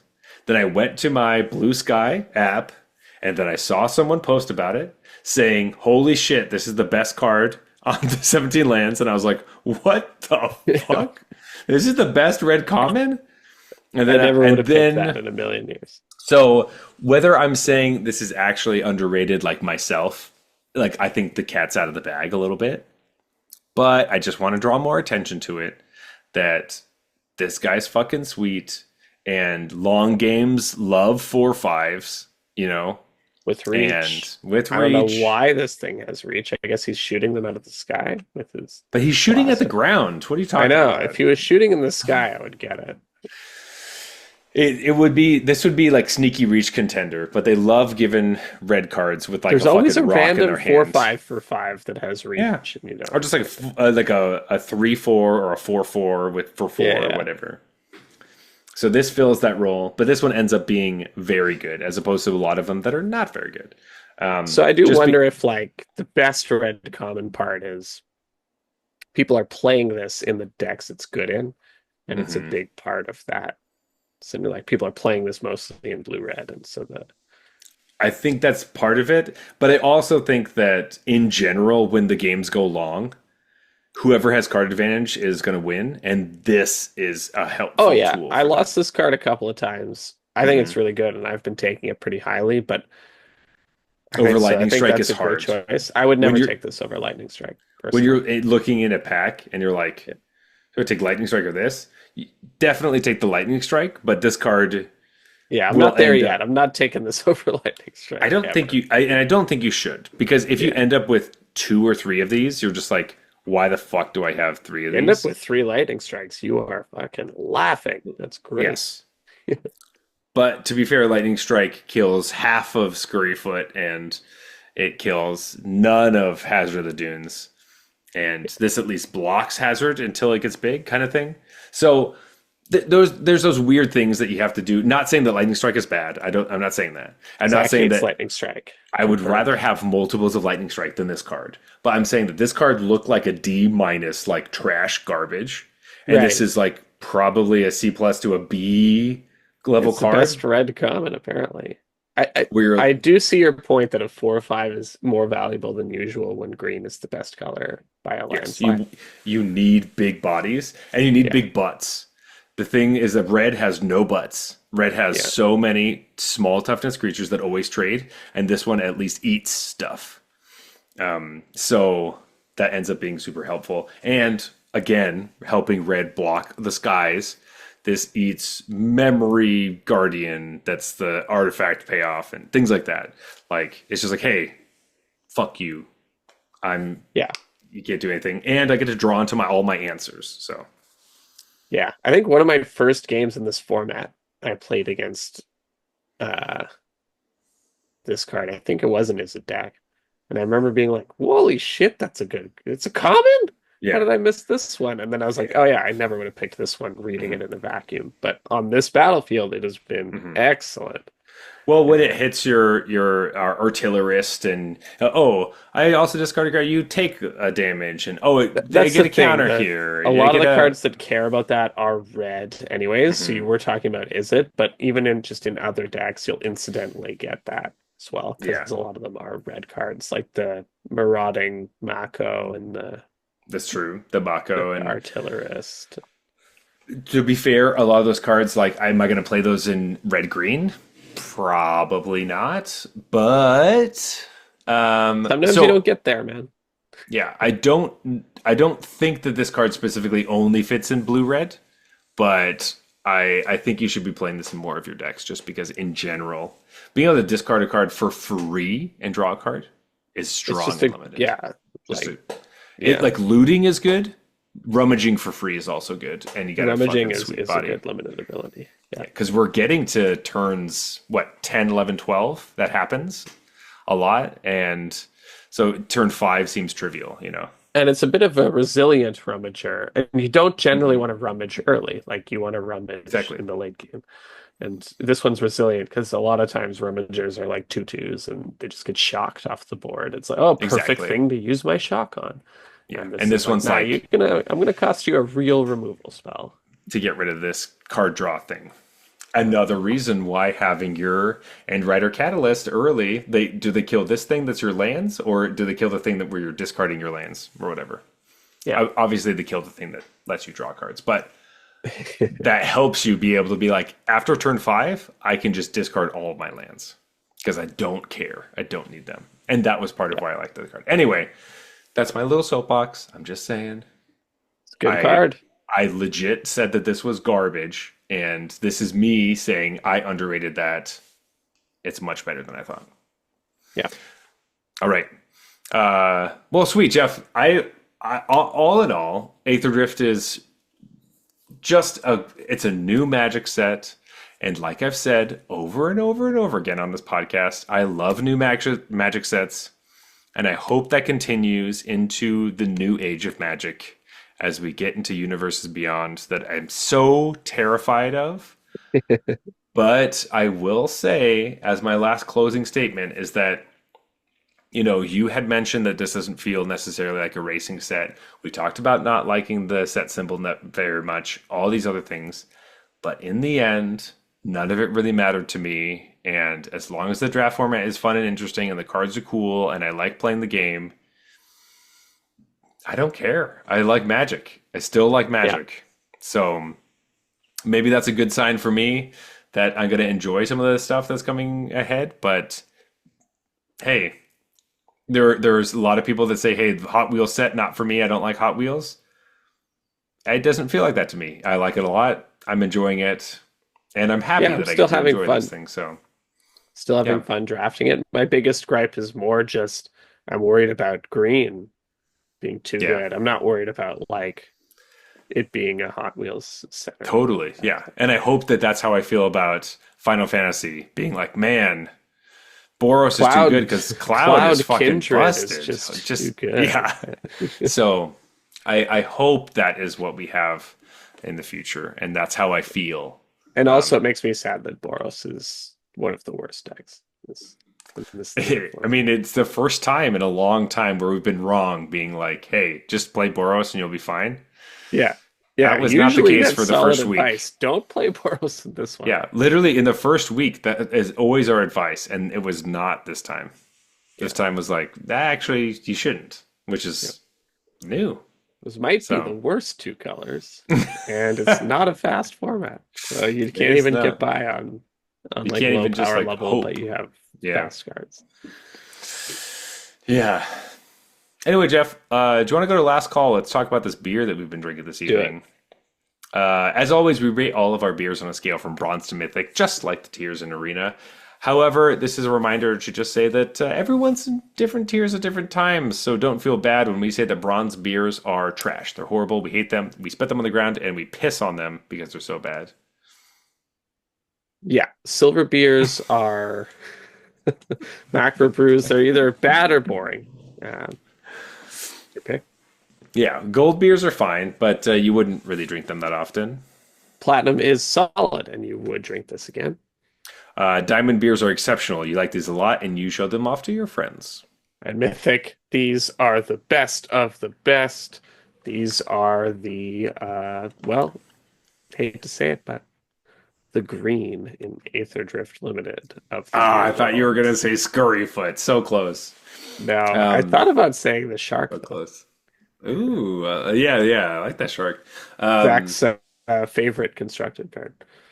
get out of town. I said nothing like that. Anyway, Jeff, what did you think about this red in IPA? I really liked it. I felt I like I it really was a liked it. red Yeah. and it was an IPA. A lot of times you get a red IPA and it just kind of tastes like an IPA and it looks Hmm. nice, which I appreciate, don't get me wrong. But Totally. this one tasted like a red beer and I It appreciated that it even more. mostly tasted red, which I was Yeah, really happy it about. was It more looked, a red than an mhm, IPA. Exactly. mhm. Yeah. Which I guess it. I don't know if this was part of marketing because like possibly a little bit hoppier, but like if someone just gave this to me and said, "Hey, this is a red ale," I'd be like, "Yeah, it's a red ale." Like I don't know Right. if I'd be like, "Oh, this is an IPA," but I think that's part of marketing to be like, it's Yeah, people red, and buy anyone who likes IPAs. red ale, so like I'm taking that for sure because this is Yeah, red. And then if it says an IPA, people are like, "Oh, I like IPAs. I'll take an IPA," kind of thing. totally. Yeah. Um, it's like a trick, but like this could be maybe my favorite one so far. I like this one a lot, actually. Yeah, this was super good. Like, I downed it. I don't know if you saw yeah, the record. And then I I nursed did, the last little bit just for a little while. but absolutely, this beer, yeah, this was sweet. I want this to be more of their like flagship one. I'm trying to. I don't remember the other one we had, but the black lager we had was also really tasty, but had Was some good. Yeah. couple things we had to say about it. But I think I like this one the most so far. So I have no notes on this one to be yeah, honest. This this was is this like yeah. strong. I'm gonna say like high diamond. Like this is a Yeah. strong. I'm gonna go back Yeah, I to don't this know if one. it climbed into Mythic for me, but I I don't think so either, considered it but briefly, which says a lot. So this I mhm, think this is a pretty clear diamond though. yeah, like I would love to hear about our like brewery friends' thoughts on something like this. This would be I'd be more interested in being like, tell me what you think about this one. Right. Yeah. Which I get very nervous because obviously our brewery friends are their palates are advanced Yeah. and And they're they have strong fantastic. opinions about beer. Go figure. They do.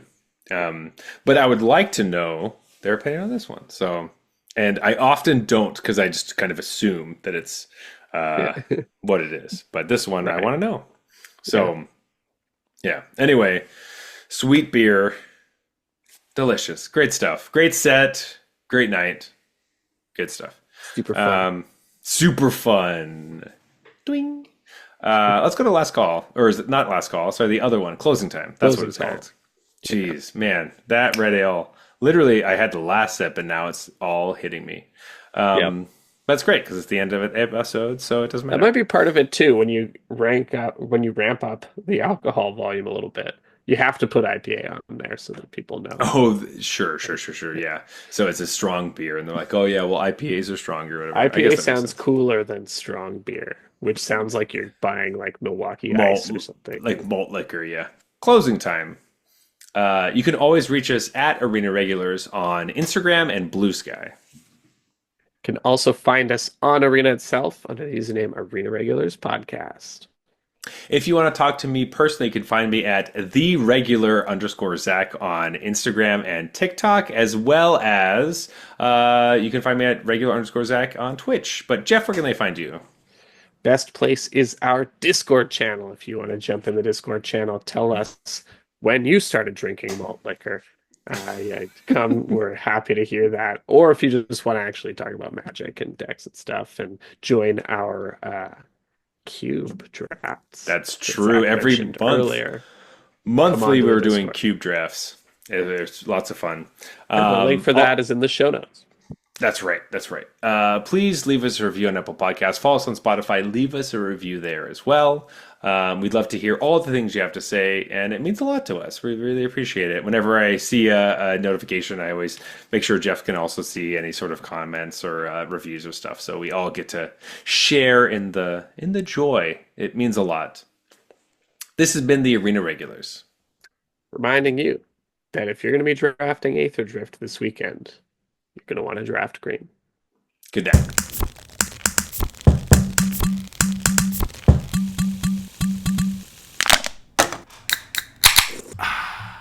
All right, that's fine.